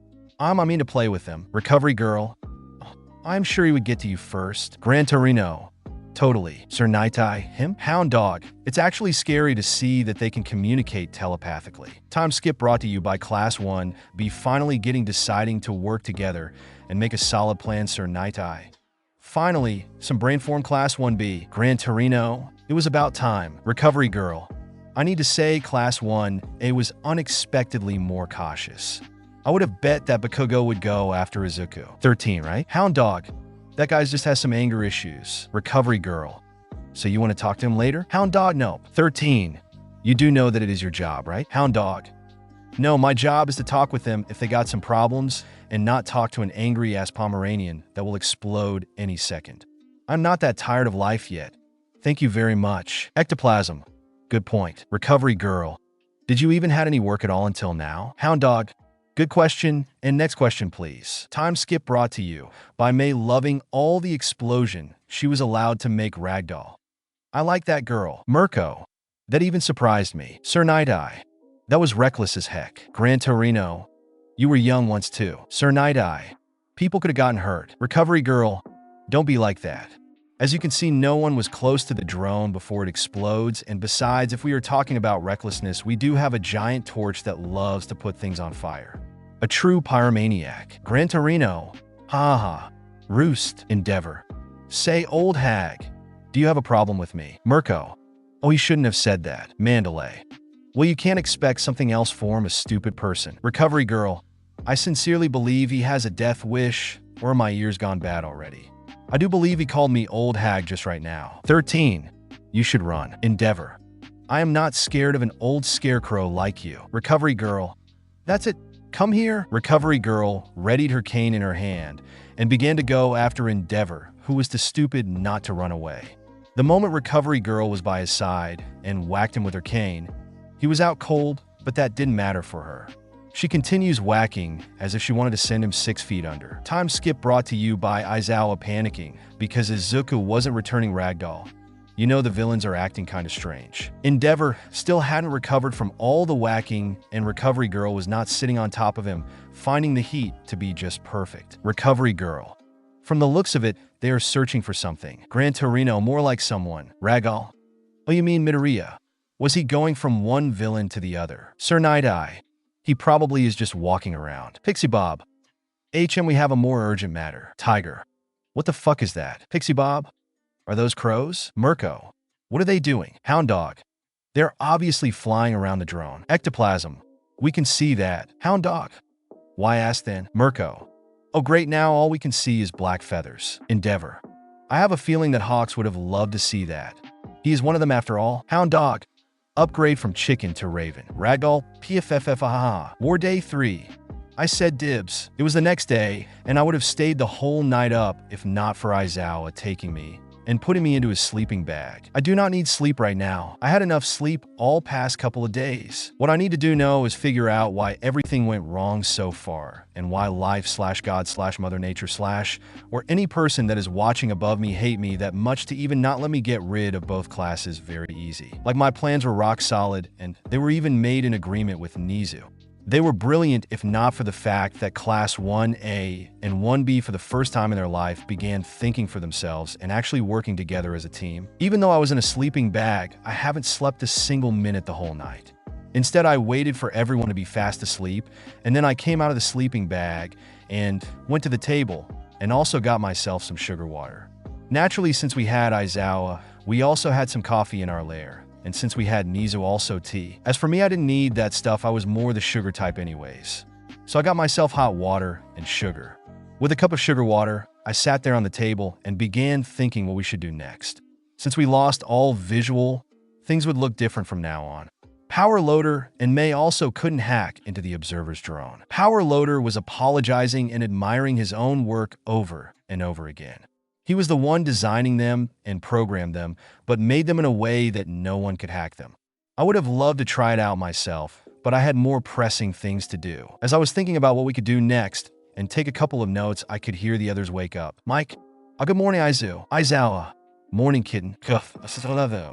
Working as I see. Me, yes. I tried to come up with a plan and also on our next targets. Aizawa came over to the desk and looked at all the paper covering the entire desk and then took away my cup. Me? H-E-Y. Aizawa. Is that sugar water? Me. No. He smelled at the cup and then took a sip out of it. Me, that was mine. Get yourself your own drug. Aizawa. Izuku, what do we say about sugar water? I was about to grab the cup out of his hand, if not for Mike hugging me from behind and holding me in place. Aizawa, nope. No more sugar for you. I saw how he threw my cup of sugar water away and couldn't help but wanted to throw his own cup of freshly made coffee away.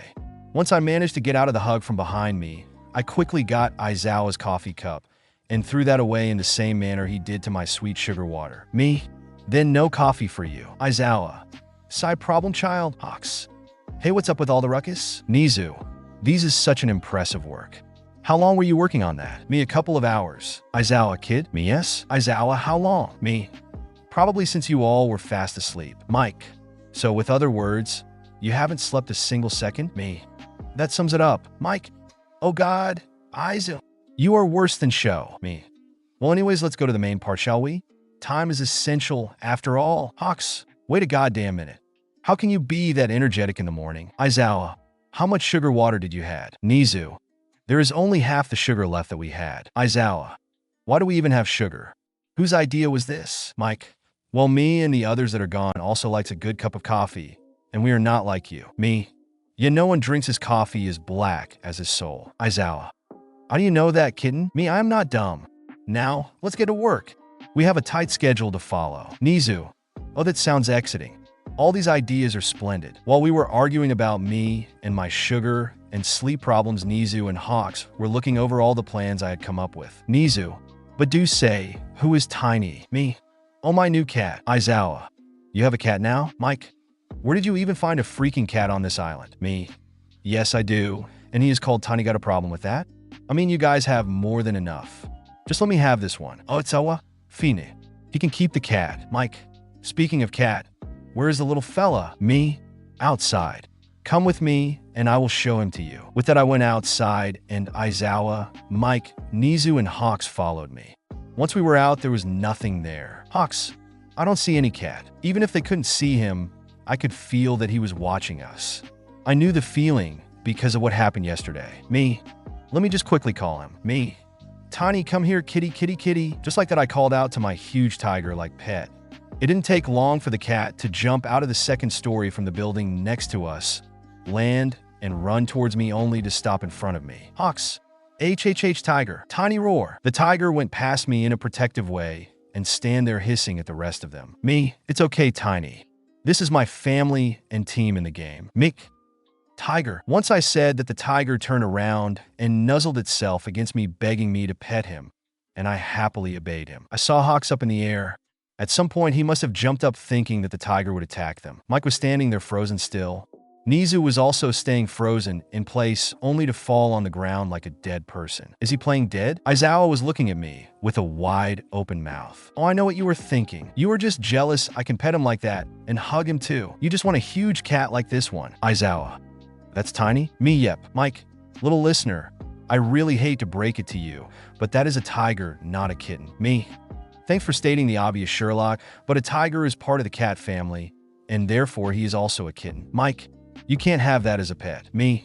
Doesn't matter, Aizawa already said yes. Aizawa. I mean Zashu, why not? Mike, show. That's a fucking tiger. Aizawa. He's a cat after all. Mike. Oh, for fuck's sake, get yourself together, SHO. You only want to hug him and sleep with Tiny or whatever his name was. Aizawa. Not wrong there. I slowly saw Nizu recover from his animal instincts and stand up.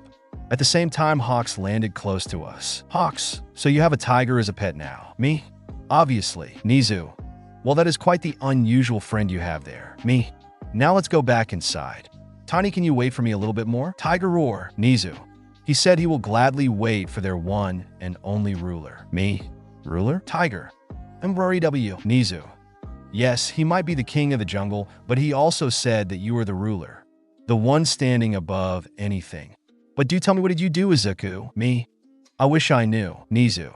So Tiny, what did he do? Tiger Mro. Nizu. I see. So you can see it too. Ha. Tiger Mro. Nizu. I agree. He is definitely holding back. Tiger Mro. After that small talk between them, we all went back inside, and I announced everyone's task.